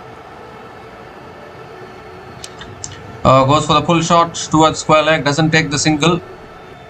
Dot ball here. A rare dot ball against Brett Hampton, who normally doesn't like playing dot balls.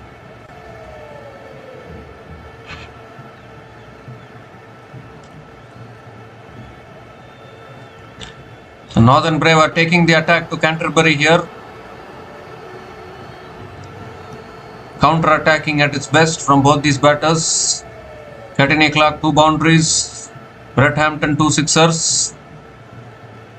You miss your length, you're going to disappear for sure. And that's exactly what happens. That's massive again, onto the banks again. Fetch the ball, someone. Another 6 for Brett Hampton. Third 6 for him already. You just need to miss your length by an inch. And Hampton makes you pay. 23 from just 8 balls now, and already the required run rate down to 7.90.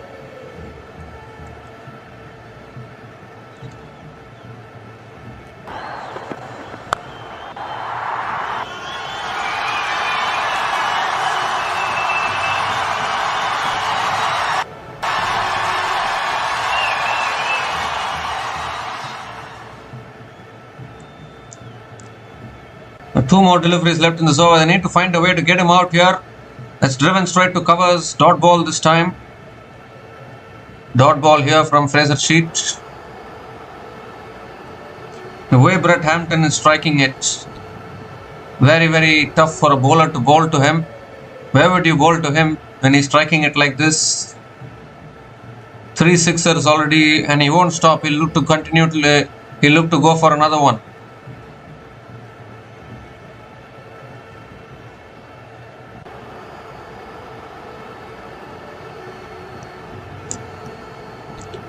The last ball of the over coming up from Fraser Sheet.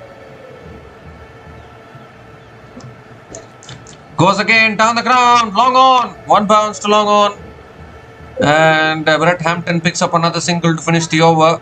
12 runs came from that over. Northern Brave off to a flying start here. 36 without loss after 3 overs.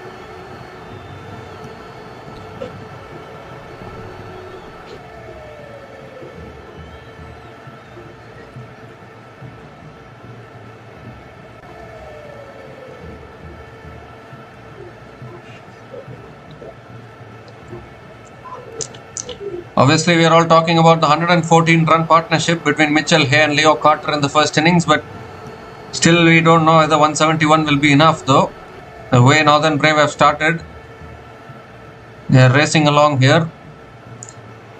Canterbury will need to break this partnership. Michael Ray now continuing into his second over has been expensive so far. Conceded 12 runs in his first over. That's a short ball pulled away by Hampton. towards deep mid wicket and picks up another single to start the over.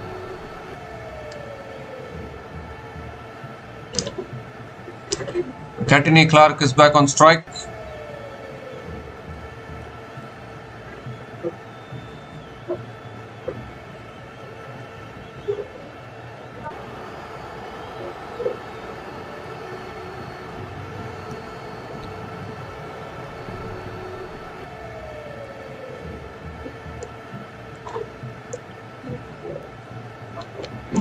This time back of the length, Catini Clark defends it on the back foot towards covers.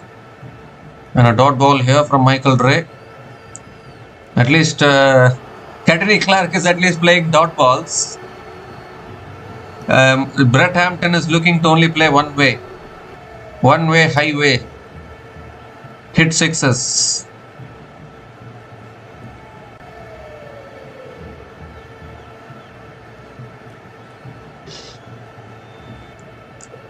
Third ball of the over comes down the wicket, guides it away towards deep point.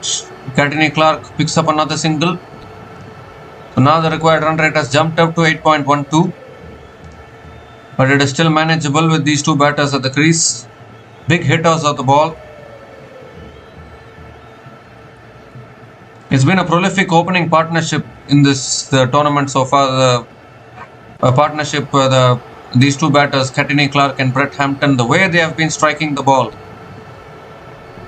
has been unbelievable actually. That's shot again, pulled again by Hampton in the gap for 4. There's no one that can stop this man when he bats like this. His first boundary in this innings, he has already hit 3 sixers. Once again, 2 shot from Michael Ray and dispatched by Brett Hampton to the boundary.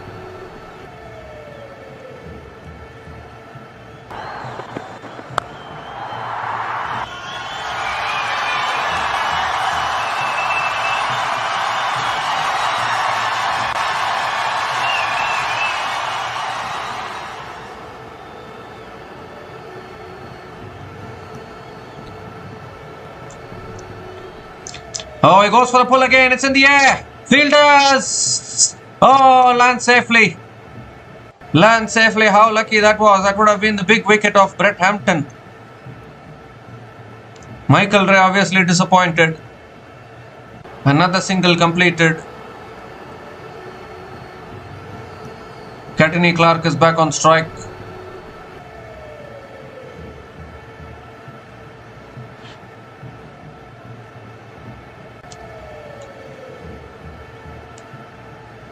Disappointment everywhere there. Last ball of the over coming up. Catini Clark on strike.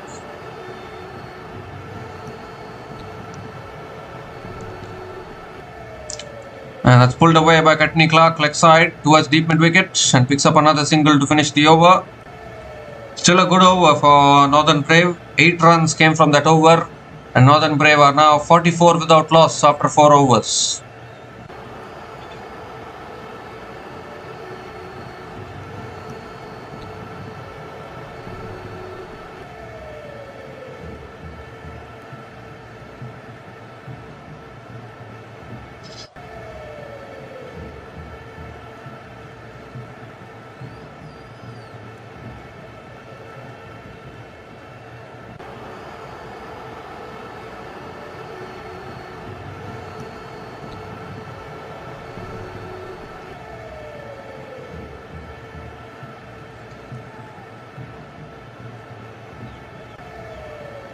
I have a good middle order as well. Northern Brave, Xavier Bell, Robbie O'Donnell.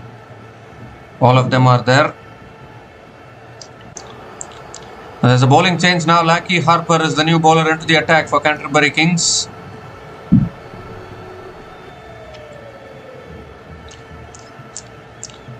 He has been the pick of the bowlers for Canterbury this season. Lackey Harper.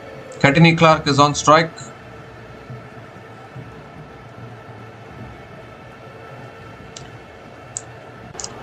Oh, that's too wide, I think.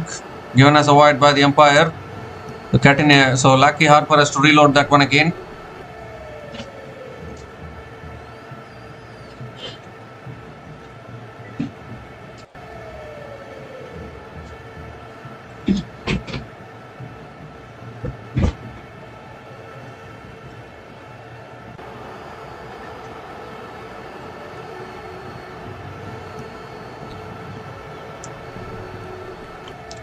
This time it's on the pads. Courtney Clark flicks it away towards square leg. Picks up another single.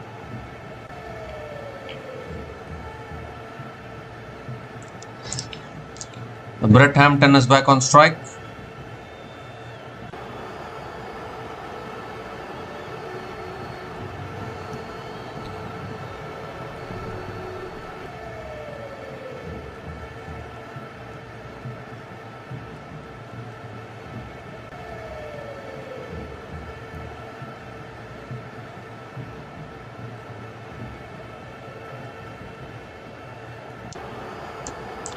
That's shot again, pulled again by Hampton, and that's all the way for 6. That's onto the roof as well. On the roof, straight onto the roof from Brett Hampton. His 4th 6 in this innings. And Northern Brave are looking in a commanding position here in this run chase. 50 comes up for Northern Brave. 50 comes up in just 4.2 overs. This is some start here.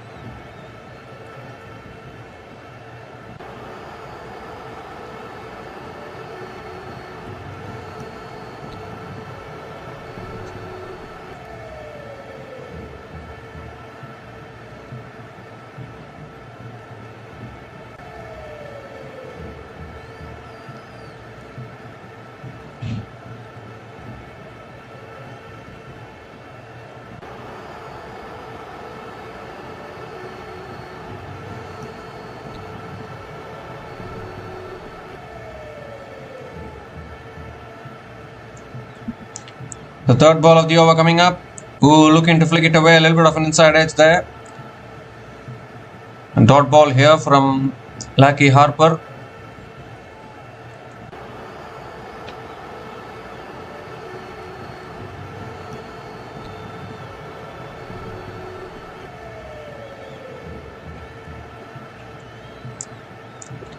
The 3 more deliveries left in this over.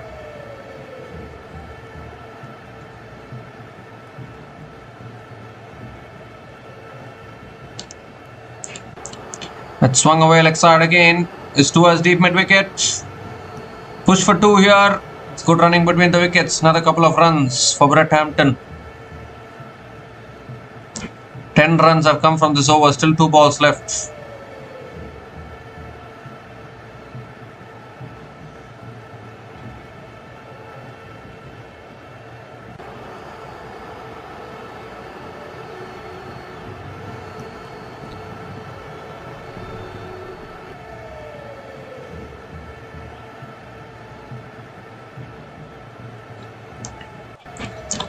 Oh, that's a full delivery there. A little bit of an inside edge. An excellent yorker there from Lucky Harper. Inside edge to the keeper. Another dot ball.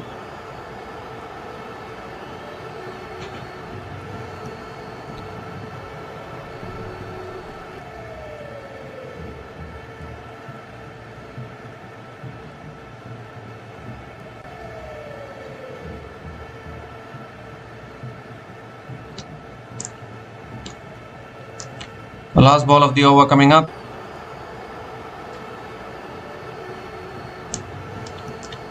And he goes over the top. And that's 1 bounce and into the boundary for 4 towards deep extra covers. Another boundary to finish that over. What an over again for Northern Brave there. 14 runs came from that over. And Northern Brave are now 58 without loss after 5 overs.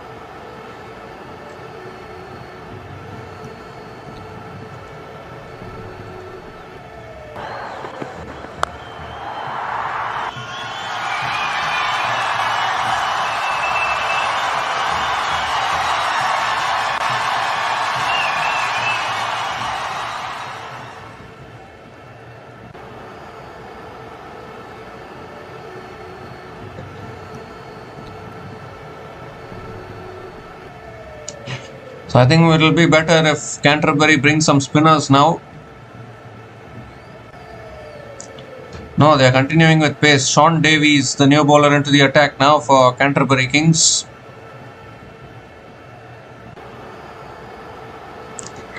Just 114 more runs needed from the last 15 overs. Courtney Clark on strike.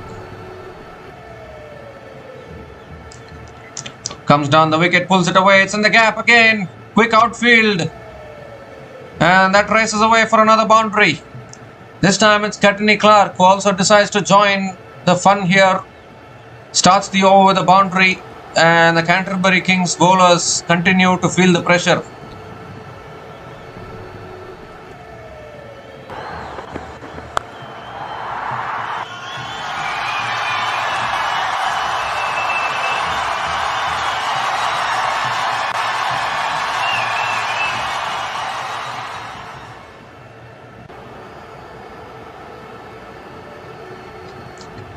So nothing is going Canterbury's way at the moment. They got to 171. I thought it's a decent total, but these two batters are making a mockery of this. Let's cut away again in the air. Was it in the air? Good fielding at point. Another dot ball.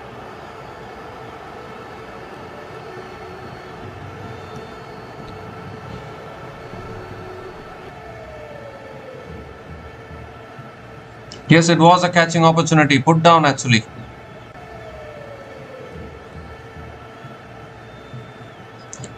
And that is what happens when continuous pressure is being put on you.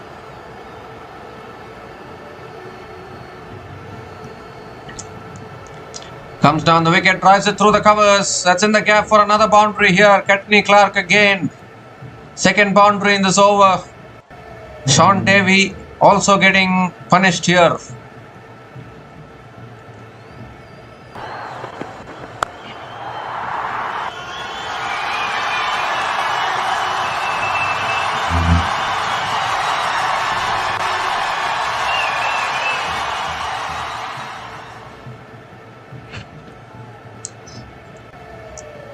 The required run rate only 7.31. The way these two batters are batting, it's all looking too easy. Comes down the wicket, pulls it away again. Towards deep mid wicket, going to push for 2. Yes, another couple of runs for Courtney Clark.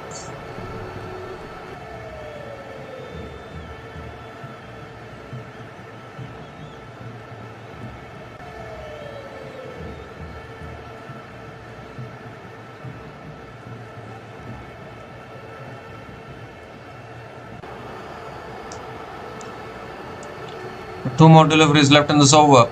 Complete contrast to what we saw yesterday from Canterbury's bowlers. That's guided away towards point, and Courtney Clark picks up another single.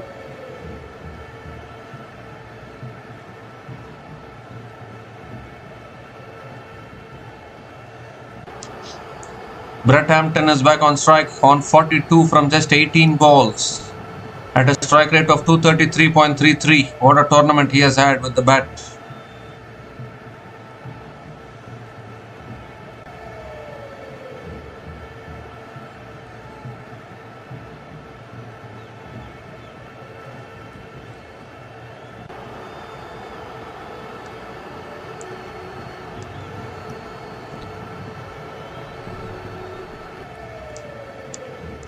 The last ball of the over coming up. That's short. Pulled over the keeper, and that's 4 more as well to finish the over. Third boundary of that over. Another boundary to finish that over. Equation now under 100.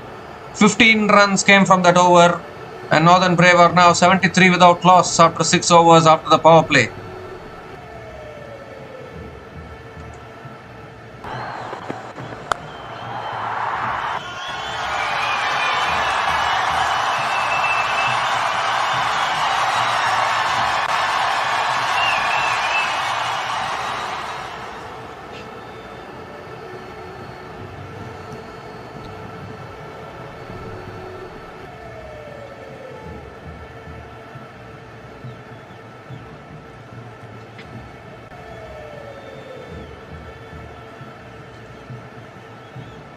There's just 99 more needed now from the last 14 overs to become 5-time champions of Super Smash.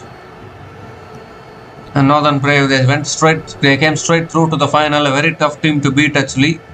Lucky Harper now into his second over.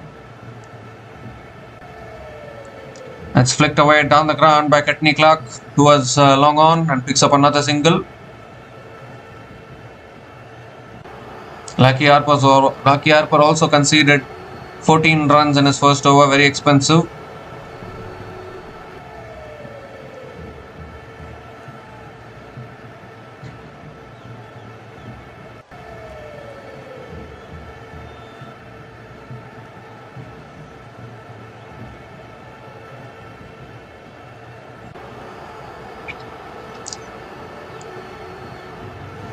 Brett Hampton is back on strike.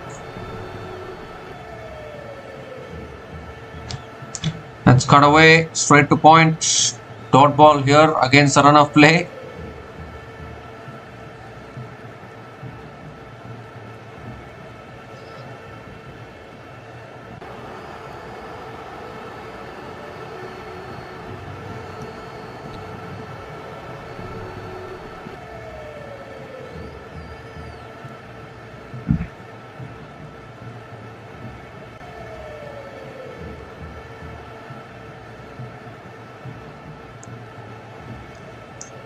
Third ball of the over. Goes big again, leg side towards deep mid wicket. And Brett Hampton picks up another single.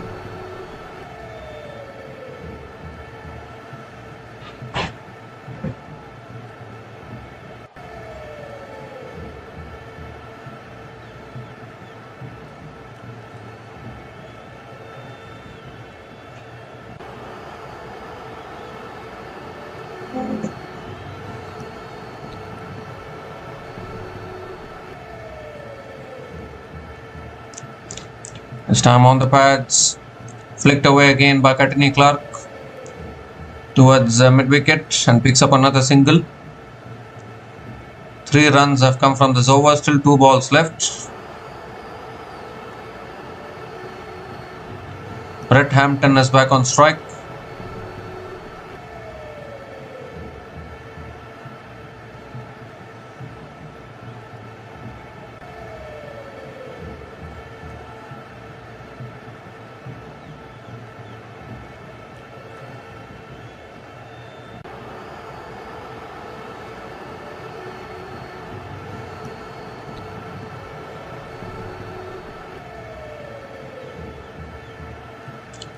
That shot pulled away. Oh, 1 bounce to deep mid wicket.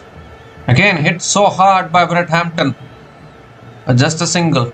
Much better over this for Canterbury after a long time, an economical over. But is it all too late? That is the big question, because the required run rate is not much as far as Northern Brave is concerned. They have brought the chase under control actually. Too many runs leaked actually by the Canterbury bowlers. Last ball of the over coming up. And that's flicked away by Courtney Clark. It's in the gap. Deep mid wicket comes around. Just a single to finish the over. A really good over actually for Canterbury. Finally, a good over from one of their bowlers. 5 runs came from that over. 5 runs came from that over. New Zealand, Northern Brave are now 78 without loss after 7 overs.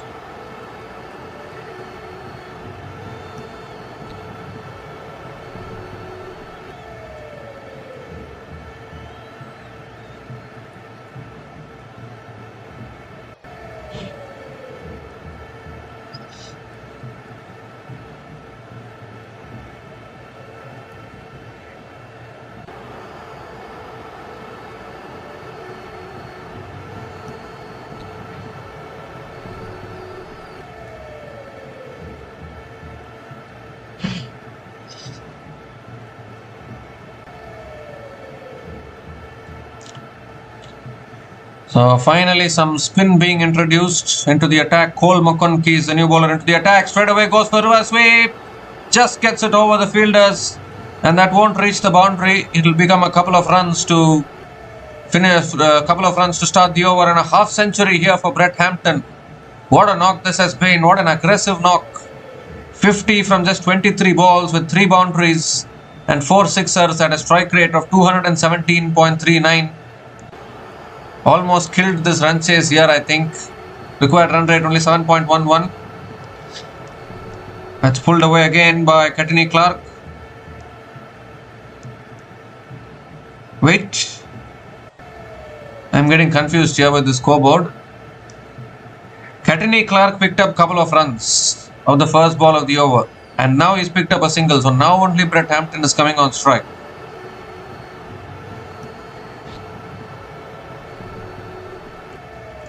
Coming around the wicket now. Goes for a slog sweep. And that's all the way for 6 onto the banks again. There's no stopping Brett Hampton. He's got to his half century now. 54 from just 23 balls. With confusing me big time here, the scoreboard.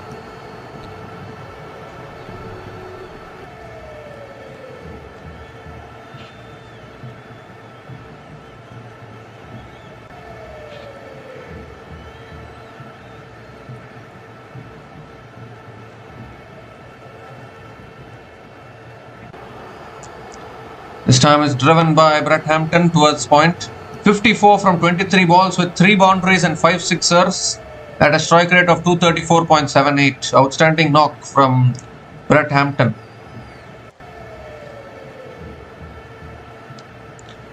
This time cut away again straight to the fielder at covers, and Brett Hampton picks up another single.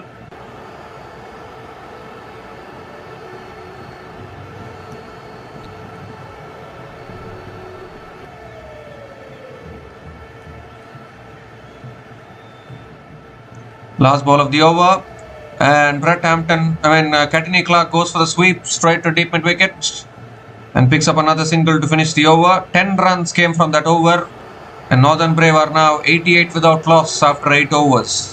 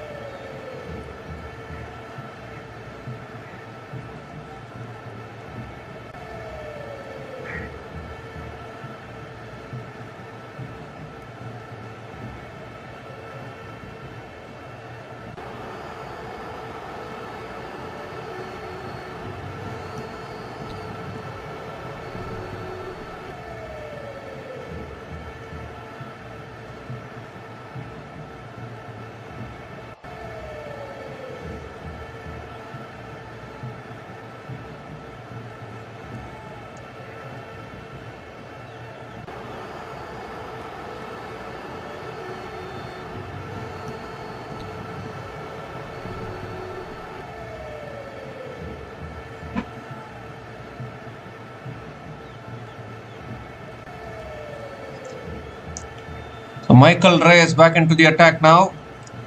Oh, in the air, and it's taken, I think. Yes, the first breakthrough finally. Finally, Canterbury have got the breakthrough.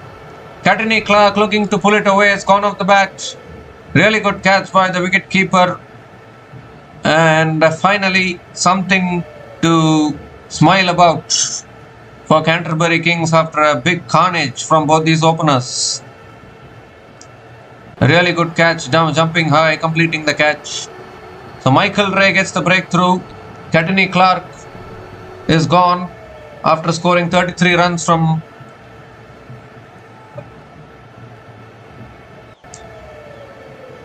I'm not even sure whether the score is correct. Yeah, Catney Clark is gone after scoring 33 runs from 24 balls, and Northern Brave are now 89 for 1 after 8.1 overs.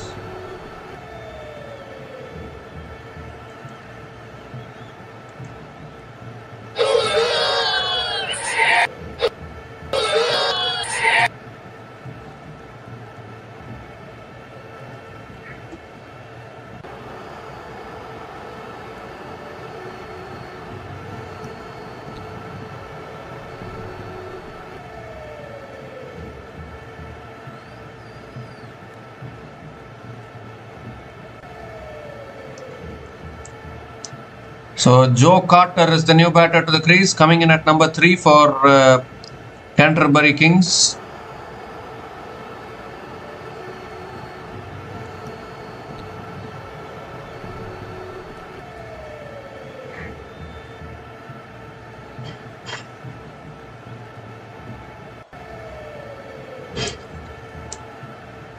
Second ball of the over.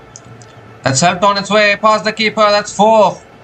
Straight away, Joe Carter gets a loose delivery there and puts it away to the boundary towards deep fine leg. So the boundaries continue to flow for the Northern Brave.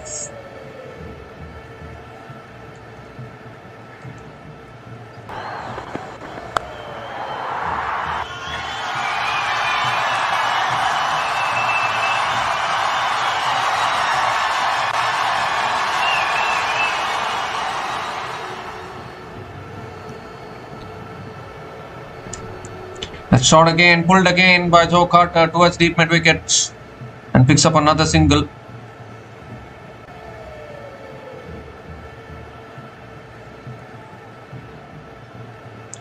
Just imagine Canterbury were 57 for 5. Had they got bowled out under 100 runs or something like that, it would have been another one-sided match. They just kept on losing their wickets. Then they made a comeback, got to 171. But I have just not been able to pick up wickets with the ball so much. The opening partnership just took the game away. Well, that's driven in the air and it's taken at point. Another wicket goes down here. Brett Hampton, a loose shot there. One hand came off the bat. It's really good catch at point. And is there any twist in the tail? Michael Ray gets 2 wickets in the over. Both the openers have been dismissed. He just took his one hand off the bat. Really good catch actually. Jumping high and completing the catch at point. And is there an opening for Canterbury now? Brett Hampton has gone after a fantastic knock of 55 from 26 balls. And Northern Brave are now 94 for 2 after 8.4 overs.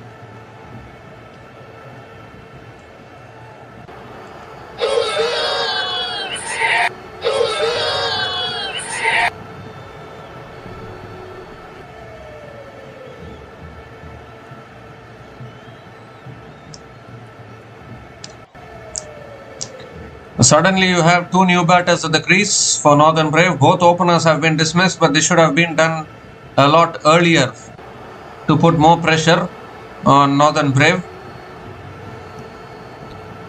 78 needed from 68 is not a big ask for the chasing team. Robbie O'Donnell is a good batter, played well in the previous game.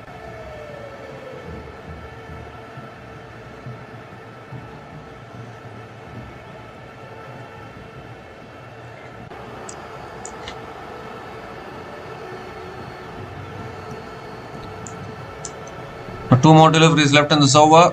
Is there any more twists left in this game? And it's defended nicely by Robbie O'Donnell. Dot ball here from Michael Ray.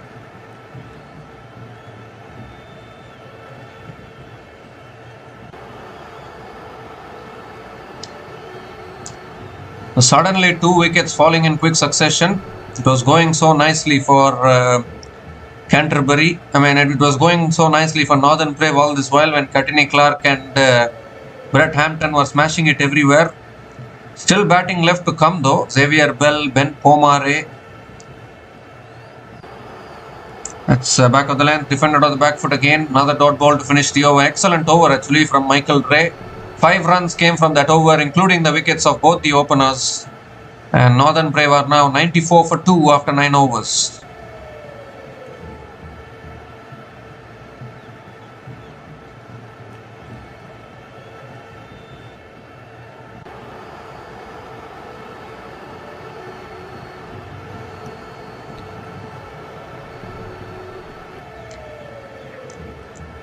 .78 needed from the last 11 overs. Credit to the openers actually for bringing the game this far. Required run rate only 7.09.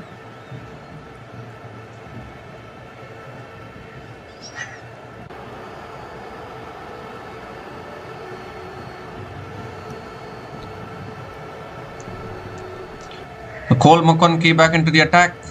Quicker delivery, punched down the ground by Joe Carter towards long on and picks up another single to start the over.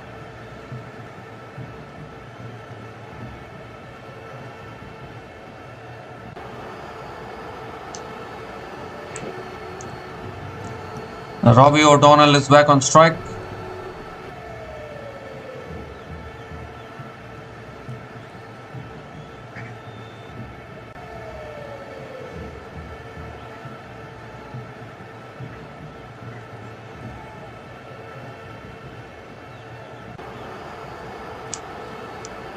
Second ball of the over. Short and wide, goes for the cut shot, misses it. Dot ball here from Cole McConkey.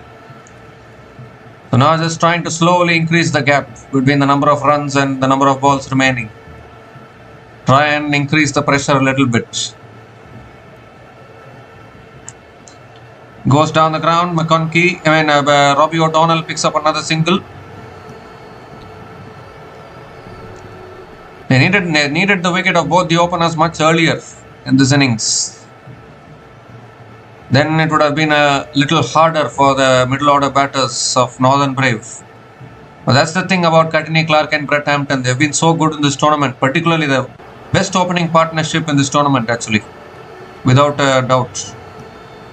They've always given those starts. That's flicked away again by Joe Carter towards square leg and picks up another single. Just 3 runs coming from this over, still 2 balls left. Possibly searching for another wicket here.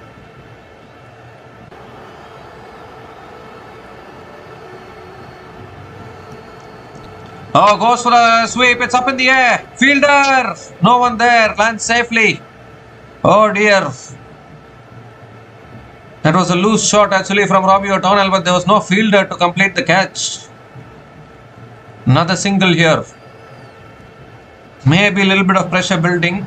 I won't say pressure at all. Still the required run rate is under control actually. Last ball of the over. That's flicked away straight to mid-wicket. Dot ball to finish the over. Excellent over from McConkey. Just 4 runs came from that over and Northern Brave are now 98 for 2 after 10 overs.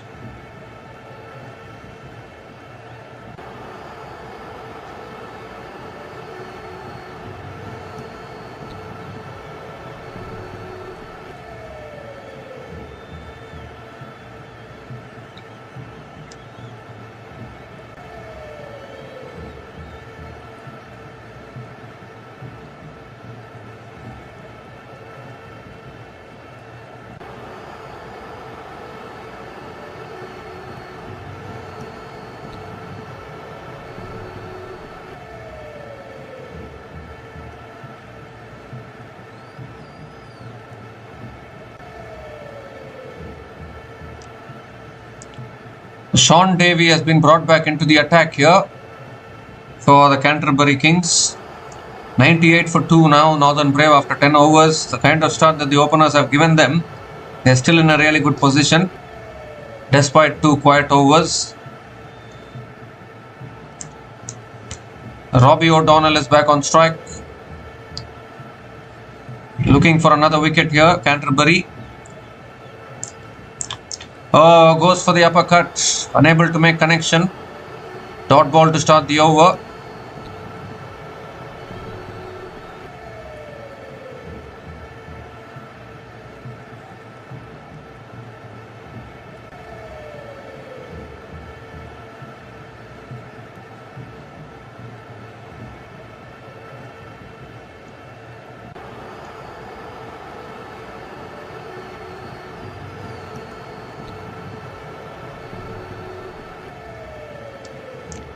Second ball of the over coming up. Goes for the pull towards deep mid wicket and Robbie O'Donnell picks up another single. Joe Carter is back on strike.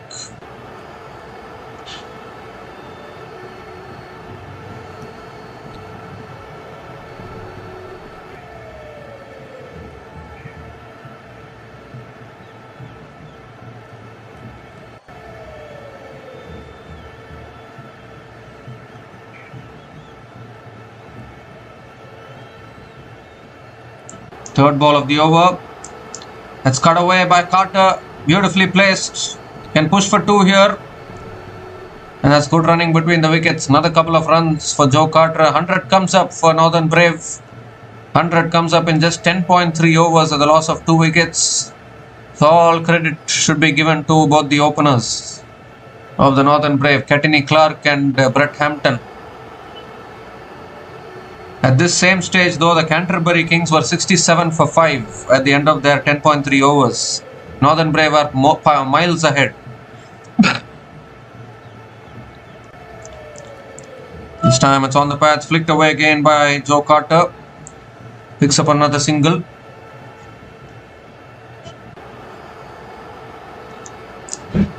In fact, a direct hit there, but the batter made his ground.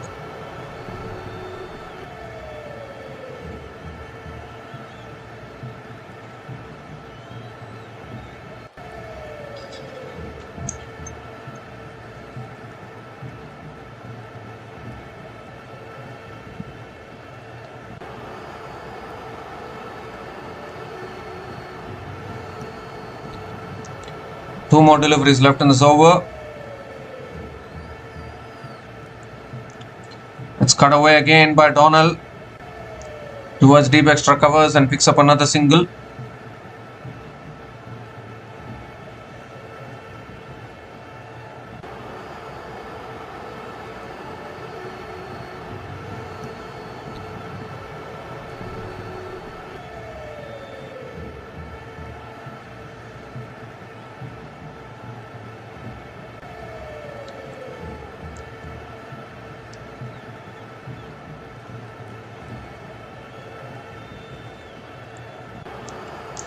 The last ball of the over. Goes for the pull. Joe Carter is towards deep mid-wicket and picks up another single to finish the over. Another good over for Canterbury. 6 runs came from that over. And Northern Brave are now 104 for 2 after 11 overs.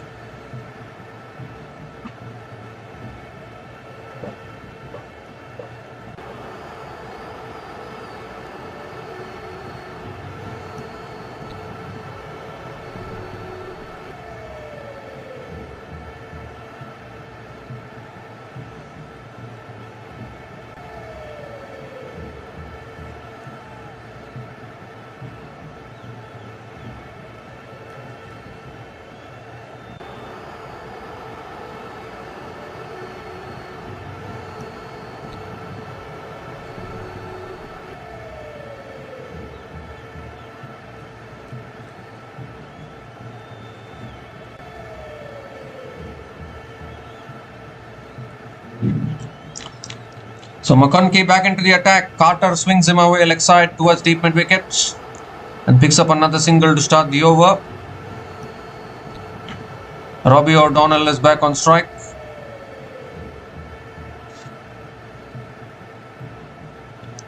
It's been 17 balls since the last boundary has been scored. So things have quietened a little bit after the wickets of both the openers. Huge wickets actually. They needed that earlier. Little earlier in the innings they needed it. Goes for the sweep again. It's towards deep mid wicket, finds the gap. That's 4. So finally, Robbie O'Donnell gets the boundary, placed it beautifully in the gap there. First boundary for Robbie O'Donnell in this innings.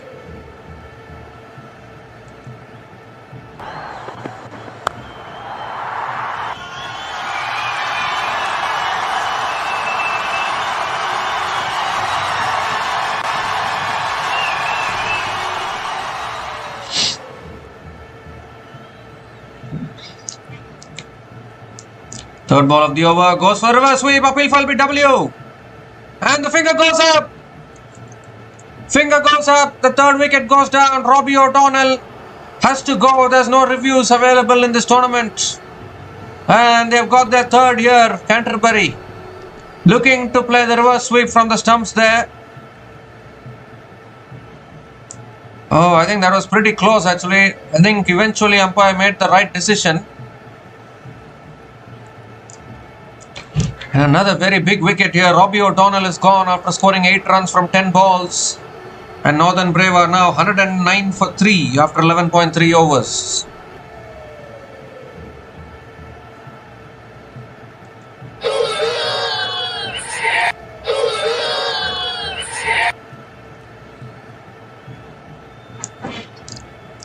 Robbie O'Donnell hit a boundary and he's got out.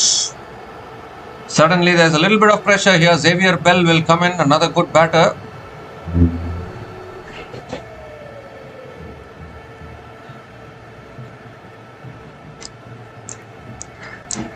Xavier Bell is the new batter to the crease. You still have Ben Pomare, Scott Poogalin, Christian Clark. They can all bat actually. Even Tim Pringle can play some shots.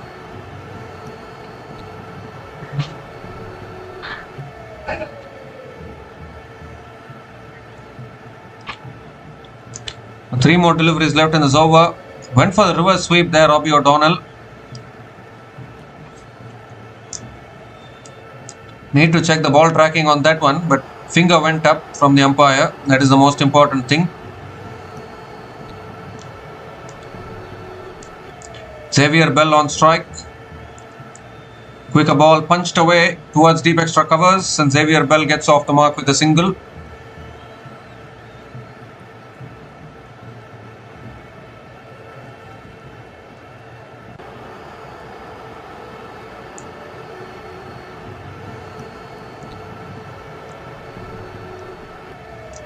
Joe Carter is back on strike. Gives himself room, drives it in the air towards deep extra covers. Picks up another single here. Scorecard has gotten stuck a little bit.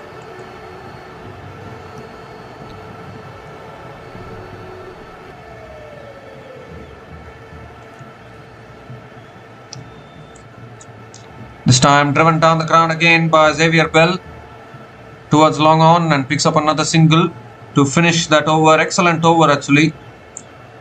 8 runs came from that over, including the wicket of Robbie O'Donnell, and Northern Brave are now 112 for 3 after 12 overs.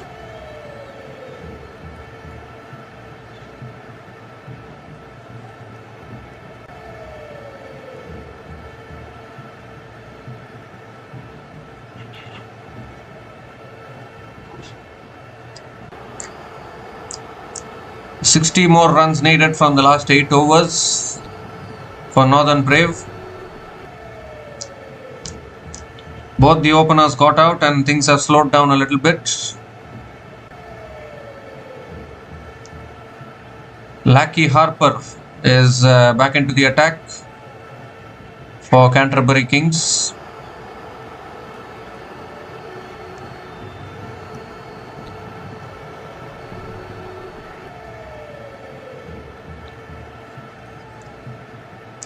Xavier Bell on strike. Oh, he goes for a big shot, leading edge, and it's taken. Another one. Another one goes. Xavier Bell has also hauled out. That covers. Lackey Harper back into the attack, gets the breakthrough. And the 4th wicket goes down here, and the Northern Brave crumbling here. Another huge wicket actually, because Xavier Bell can also be a really good batter. Looking to hit it leg side. Getting a leading edge in the air. And a really good catch at covers as well. So they have lost 4 wickets in quick succession here, Northern Brave. Xavier Bell is out after scoring 2 runs from 3 balls. And Northern Brave are now 112 for 4 after 12.1 overs.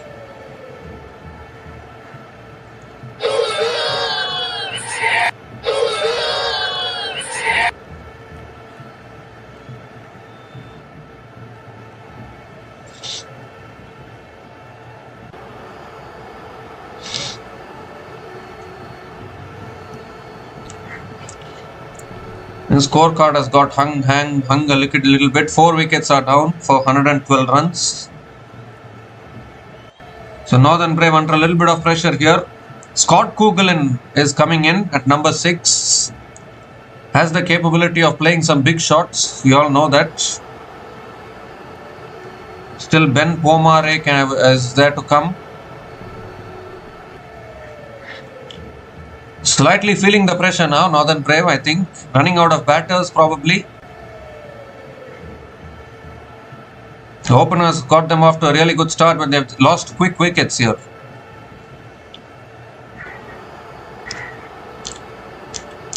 Scott Coughlan taking his guard.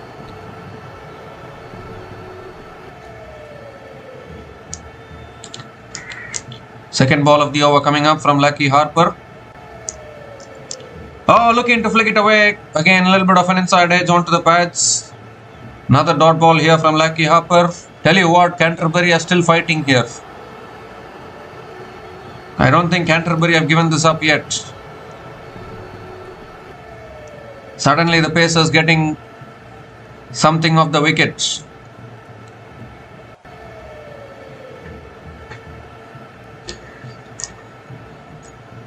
Another wicket here, and you never know actually.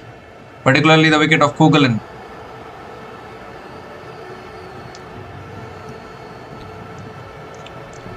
time it's hit down the ground by Kugelin, down towards long on. Scott Kugelin gets off the mark with a single.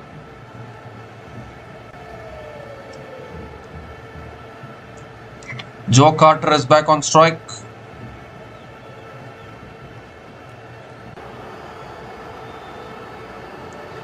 This is exactly how a game can turn. Ben Pomare, Christian Clark and Tim Pringle are the batters left to come in. All of them can bat. Oh, that beats the outside edge of Joe Carter. That's an absolute beauty. Absolute beauty there from Lucky Harper. Another dot ball. 59 needed from 44 balls. Is there still some life left in this game here? The way Northern Brave openers had started, it looked as though they were taking the trophy home actually, the way they were batting. But suddenly now 4 down. And the required run rate also jumping up a little bit.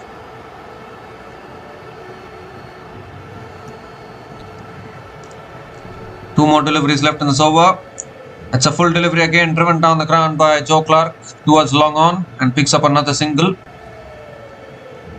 So this is a good over so far.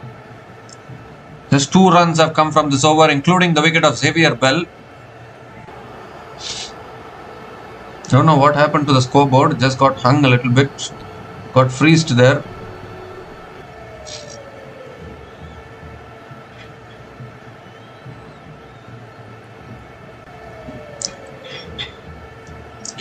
The last ball of the over coming up. Scott Kugelin on strike.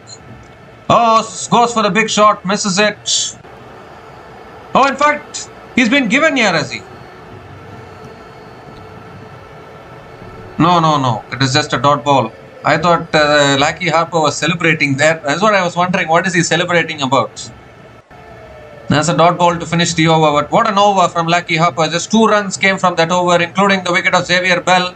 Game on here. Northern Brave are 114 for 4 after 13 overs.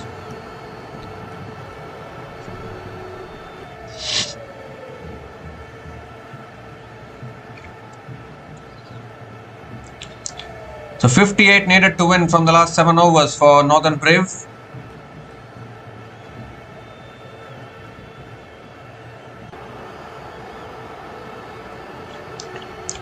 Cole McConkie continuing. And Joe Carter gives himself room, cuts it straight to covers. The dot ball to start the over. Great start to the over from McConkie. He picked up the wicket of Robbie O'Donnell. Another huge wicket in the context of this game. Second ball of the over coming up. Full delivery, sweeps it away leg side. Deep mid wicket will come around. It's already there, deep mid wicket. Another single for Joe Carter. Scott Kugelin is back on strike.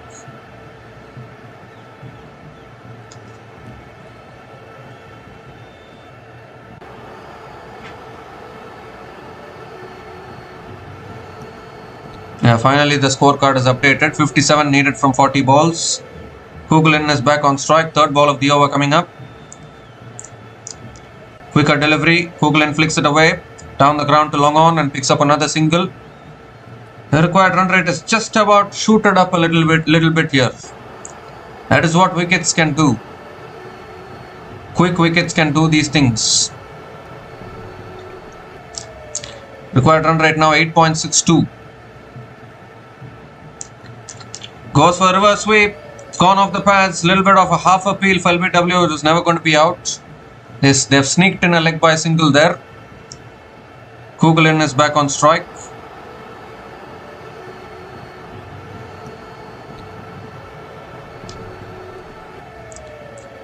Two more deliveries left in this over. Comes down the wicket, drives it down the ground to long on. Another single, another good over from the captain of Canterbury Kings, Cole McConkie. Just 4 runs coming from this over. Still 1 ball left. Is there still life left in this game? Can Canterbury still win this? It was looking hopeless when Catney Clark and Brett Hampton were going berserk there. Last ball of the over coming up. Comes down the wicket, hits it down the ground, long on again in play. Does well, another single to finish the over. Good over this. 5 runs came from that over from Cole McConkie. And Northern Brave are now 119 for 4 after 14 overs, needing 53 to win from the last 6 overs.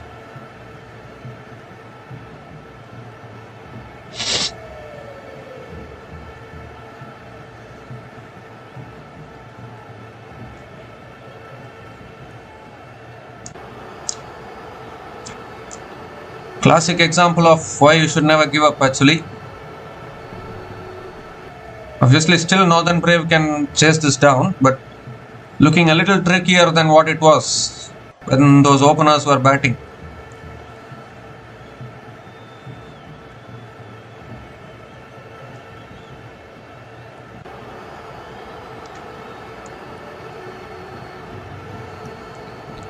Lucky Harper now continuing. And he goes down the ground here. Long on, long on. Oh, it's gone in the gap. 1 bounce and into the boundary for 4. So Joe Carter starts the over with a boundary, hitting it straight back down the ground, straight back past the bowler and into the boundary for 4. Much needed boundary for Northern Brave.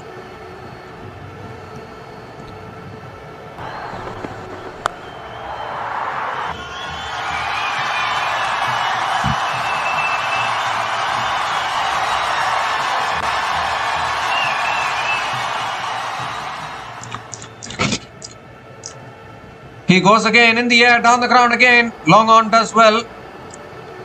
And another couple of runs here for Joe Carter, who is now starting to take some responsibility on his own hands. 4 followed by a couple of runs.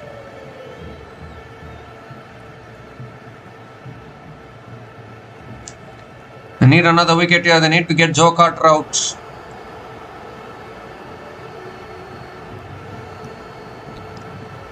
Third ball of the over coming up.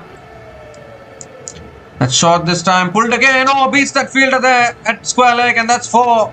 Second boundary in this over. Joe Carter is now accelerating here.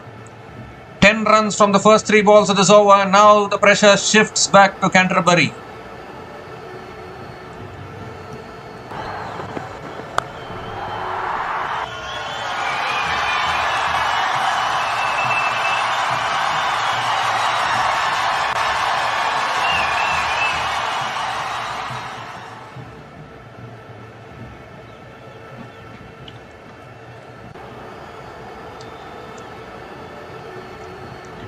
So 3 more deliveries left in this over. That's a full delivery. Comes down the wicket, hits it down the ground to long on. And Joe Carter picks up another single. Gives a strike back to Scott Kugelin.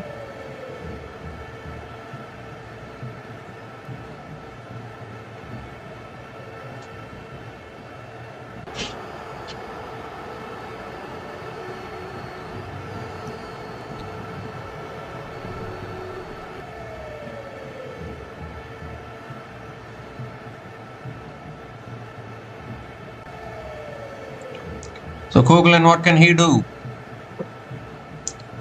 Goes big, it's in the air and doesn't carry to the deep mid-wicket fielder. How many times we have seen that today? Balls landing short of the fielders, landing in the gap. All kinds of things we have seen. Another single for Kugelin.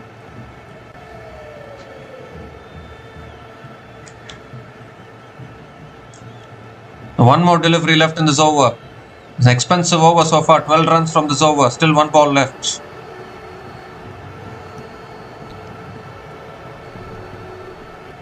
Last ball of the over. That's short again, pulled again, and that's run away for 4 as well. Joe Carter again with another boundary. 16 runs came from that over from Lucky Harper, and the game shifts back to Northern Brave once again. Northern Brave are now 135 for 4 after 15 overs, needing only 37 more runs to win from the last 5 overs.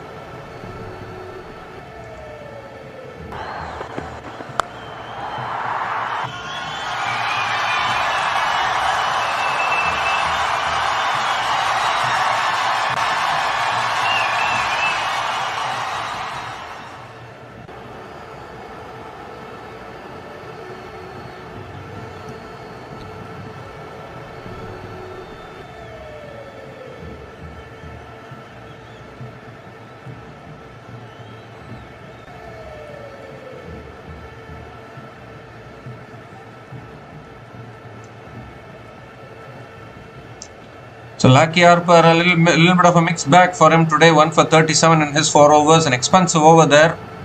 16 runs from that over. Has shifted the game back in Northern Brave's favour. Matthew Boyle is the new bowler into the attack now for Canterbury Kings. I don't think he's ever bowled before this.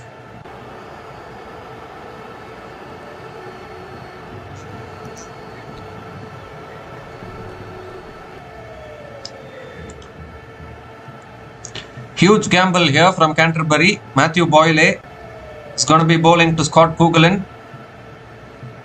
Kugelin on strike. Quicker delivery. Kugelin hits it down the ground to long off and picks up another single to start the over.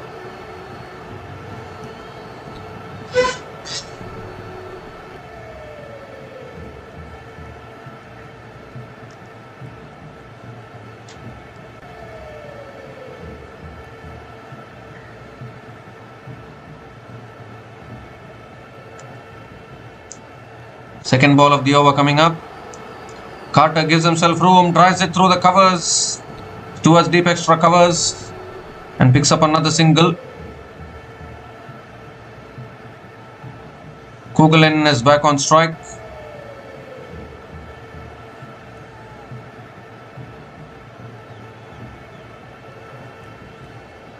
Decent bowling here from Matthew Boyle.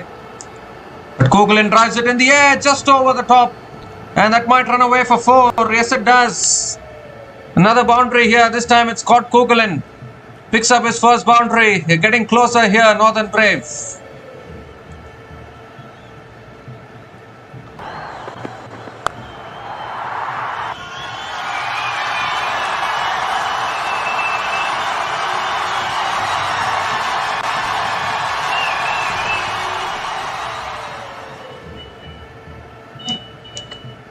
This partnership now 29 from 20 balls. Quicker ball punched away and picks up another single here. It's very difficult to defend this now for Canterbury.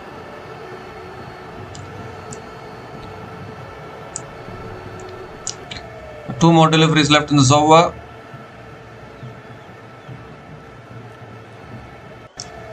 Full toss, swept away by Carter. In the gap again for another boundary. Second boundary in this over. This time it's Carter. And now almost down to a runner ball, the equation. It's always bound to happen when you're giving the ball to a bowler whom you're not even sure whether he's bowled before or not.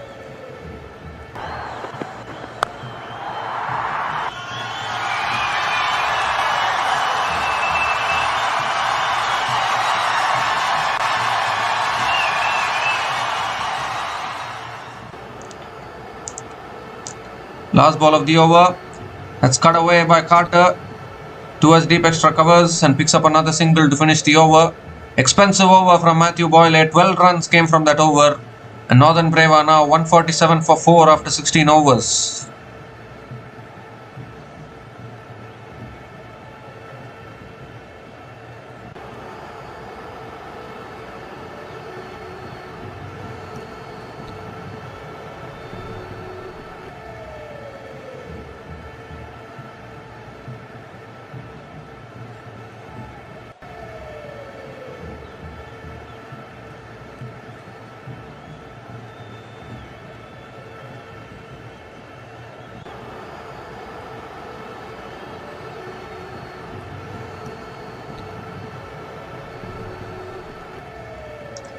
So Michael Ray now back into the attack for Canterbury Kings.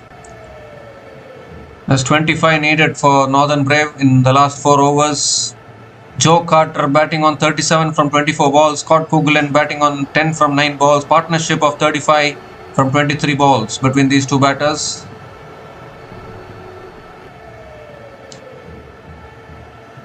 And Joe Carter is on strike. Michael Ray. And Carter goes down the ground. It's in the gap again. That's 4 more. Under a runner ball now for Northern Brave. 150 comes up for Northern Brave as well. What an innings this is from Joe Carter. There was a stunter in the middle. This man is taking the Northern Brave home here.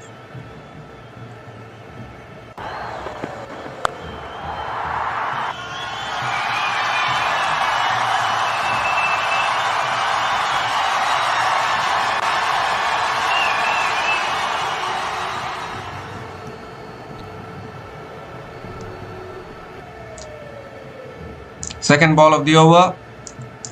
Gives himself room, goes for the drive, misses it. Dot ball here from Michael Ray.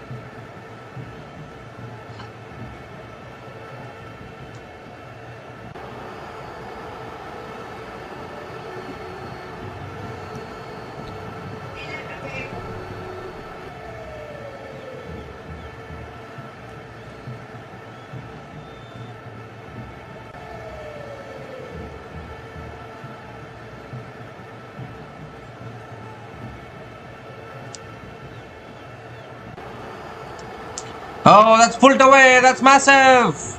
All the way for 6 from Joe Carter. And I think that is the game right there for Northern Brave. It's well under run a ball now.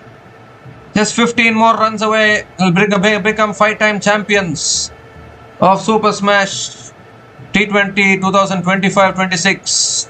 First 6 for Sir Joe Carter. Moves to 47 from 27. Surely a match-winning knock.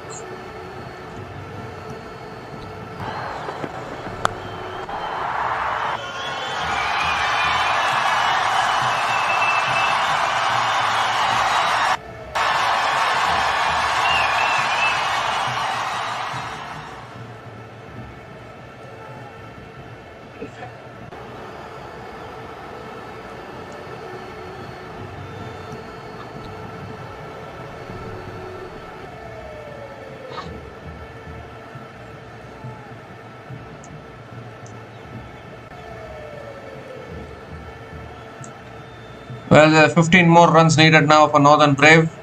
Champions in 2013-14, 2017-18, 2021-22, 22-23, and now close to becoming champions in 25-26 as well. Five-time champions for sure.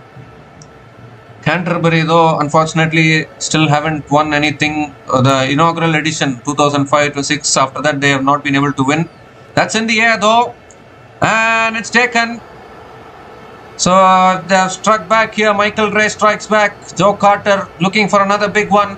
Slicing it in the air. Simple catch. But it's all looking too late actually for Canterbury at this stage because the damage has been done by Joe Carter. Looking to go for another big shot there. It's a really good catch at point. 5 down Northern Brave, but well under run a ball needed. Joe Carter is gone after scoring 47 from 28 balls. And Northern Brave are now 157 for 5 after 16.4 overs.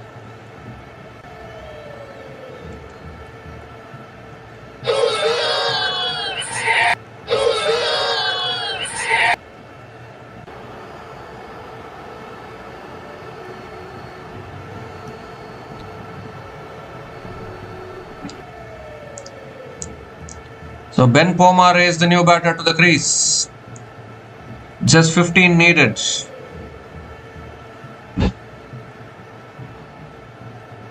Not much runs to play with as far as Canterbury are concerned. Just conceded way too many boundaries and sixers.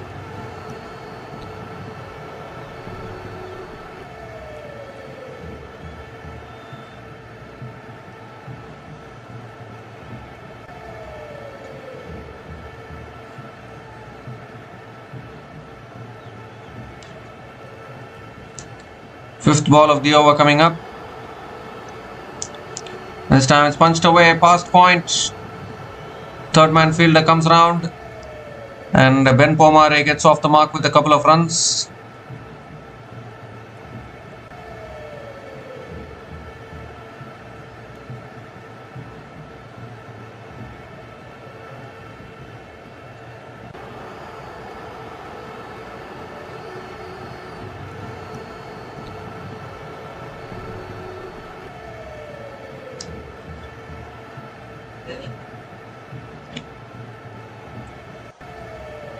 The last ball of the over coming up. Oh, that's back of the line. Defended on the back foot by Pomare. Another dot ball to finish the over. But an expensive over from Michael Ray. 12 runs came from that over, including the big wicket of Joe Carter. And Northern Brave are now 159 for 5 after 17 overs.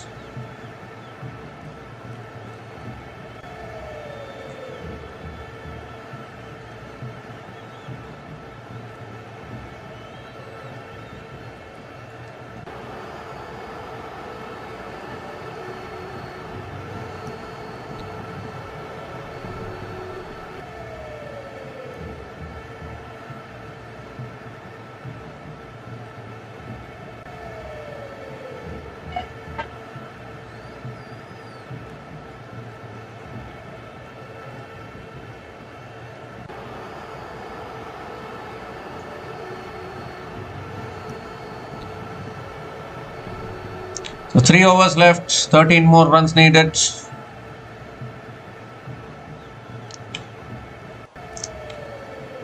Fraser Sheet back into the attack and Coughlin nets it down the ground past mid-off for simple now for Northern Brave. Down to single digits, just 9 more runs needed. Coughlin starts the over with a boundary, his second boundary in this innings.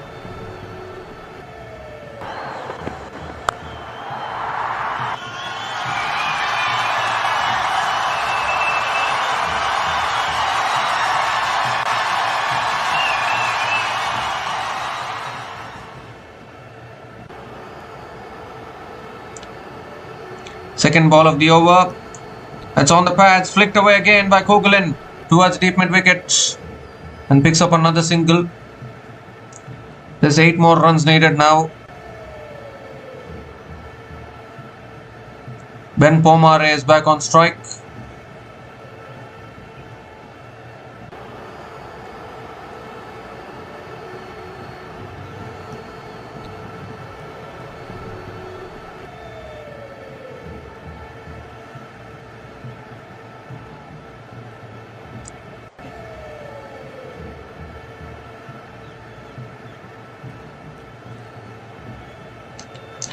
Oh, this time it's in the air. Pomare just eludes the fielders there and picks up another single. Coughlin back on strike.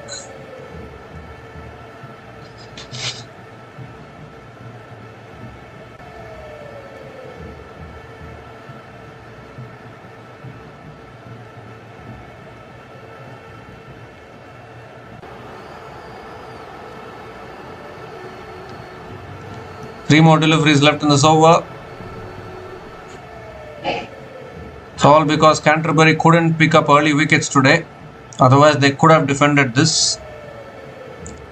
That's short and that's pulled away by Coughlin in the gap for another boundary. And now just one hit away from winning this. The Northern Brave, 2 short from Fraser Sheet. Put away by Coughlin. They're so close now to becoming the 5-time champions. Second team to become the 5-time champions in this tournament after Auckland Aces.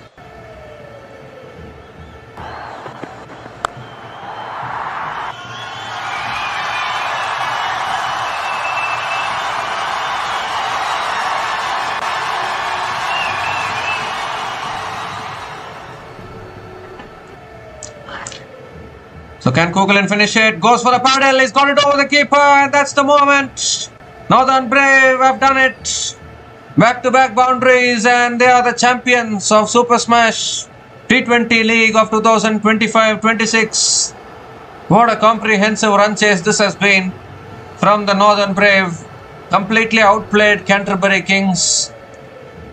Canterbury, they did pull out a recovery. They were 57 for 5 in their batting innings. From there, they recovered, got themselves to 171, but not quite enough, as the Northern Brave had too much firepower in their batting, to be all honesty.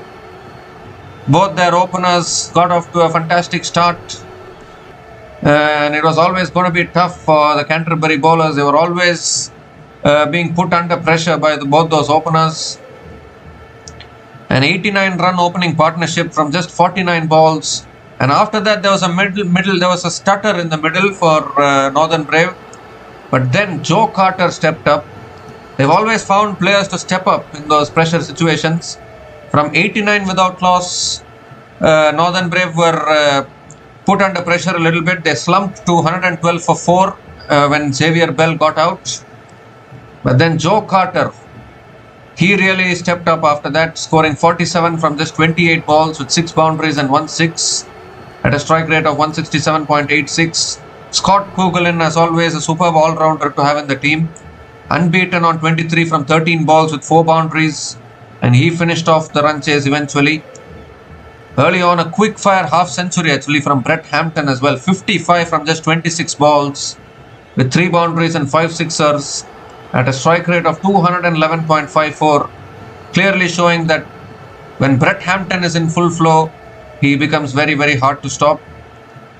And even Courtney Clark as well, 33 from 24. When both those openers were going, it looked as though they were going to finish the game themselves, but then there was a stutter in the middle.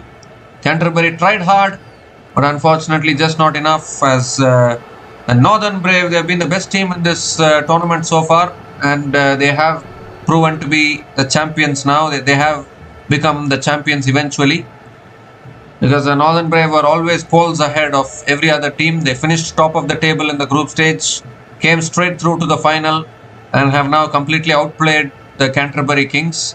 You need to give credit to the Canterbury Kings as well. In the group stage, they started well.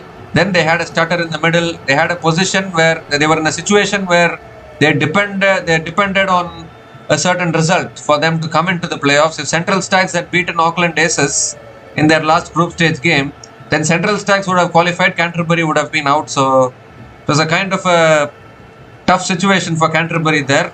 Then they came to the playoffs. They literally outplayed Auckland Aces yesterday, came through to the final. And even in today in the final, they showed great character actually, from 57 for 5 to get themselves to 171 for 5. But unfortunately, I think Northern Brave were just too good enough with the bat, and they chased it down with 13 balls remaining. And Northern Brave winning this game by 5 wickets, and the champions, 5-time champions now of the Super Smash, alongside Auckland Aces. Earlier, before this final, it was only Auckland Aces who were the 5-time champions. The most successful team in this tournament was Auckland Aces, having won the trophy 5 times. And now Northern Brave joins that list with becoming the joint most successful team in the men's Super Smash history, as Northern Brave also becomes the 5-time champions now. Champions in 2013-14, 2017-18, 2021-22, 2022-23, and now champions in 2025-26 as well. So definitely a superb performance from Northern Brave. Unfortunately though, for the Canterbury Kings, I think this is the 8th time they are finishing as the runners-up in a tournament. So just not able to cross that final hurdle once again. They have won the trophy once. The inaugural edition was won by Canterbury Kings, but ever since then they haven't been able to cross the final hurdle. This is the 8th time they are finishing as runners-up, and that will really sting a little bit as far as Canterbury Kings are concerned, because you always want to cross those hurdles in the playoffs and you want to win that trophy, but it's not always easy.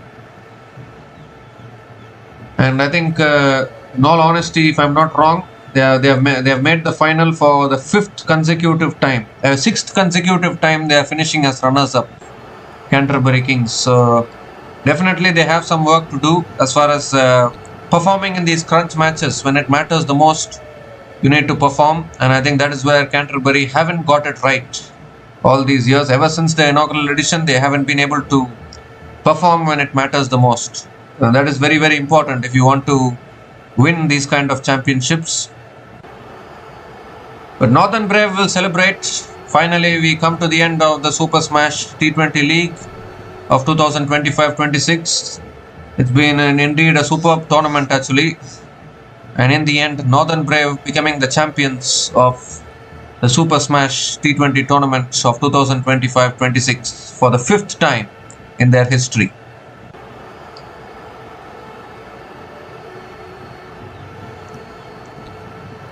Just to give information, the number of teams that have won the championships: Auckland Aces have won the trophy 5 times. Northern Brave, with this win, have also become 5-time champions. They have won the Super Smash tournament for the 5th time as well, Northern Brave. The Wellington Firebirds are 4-time champions. Central Stags are 4-time champions.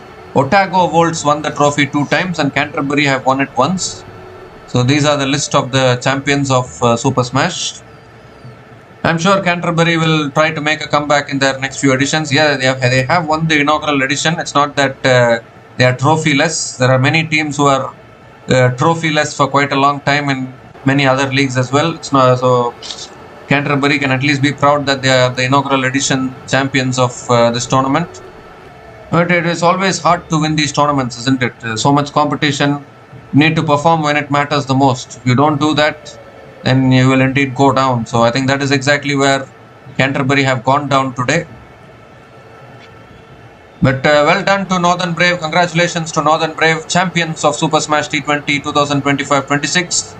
We'll be back again to cover more matches in our channel. So until we come back again, please like, share and subscribe to our channel Runs and Views. Take care guys. Cheers and have a great day.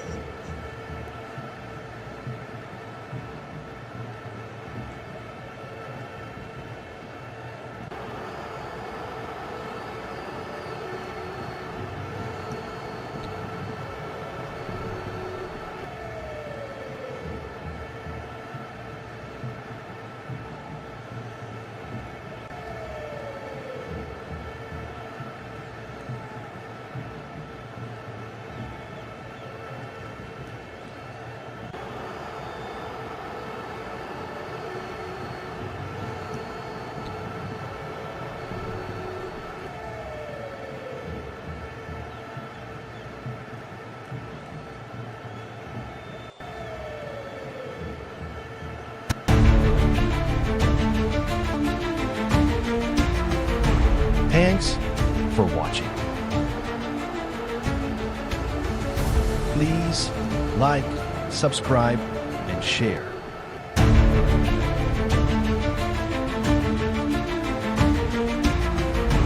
Thanks for watching.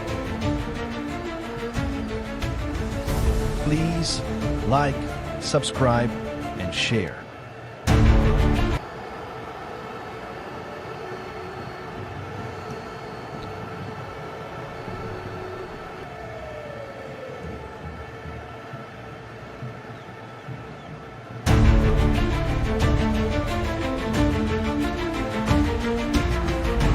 Thanks for watching. Please like, subscribe, and share.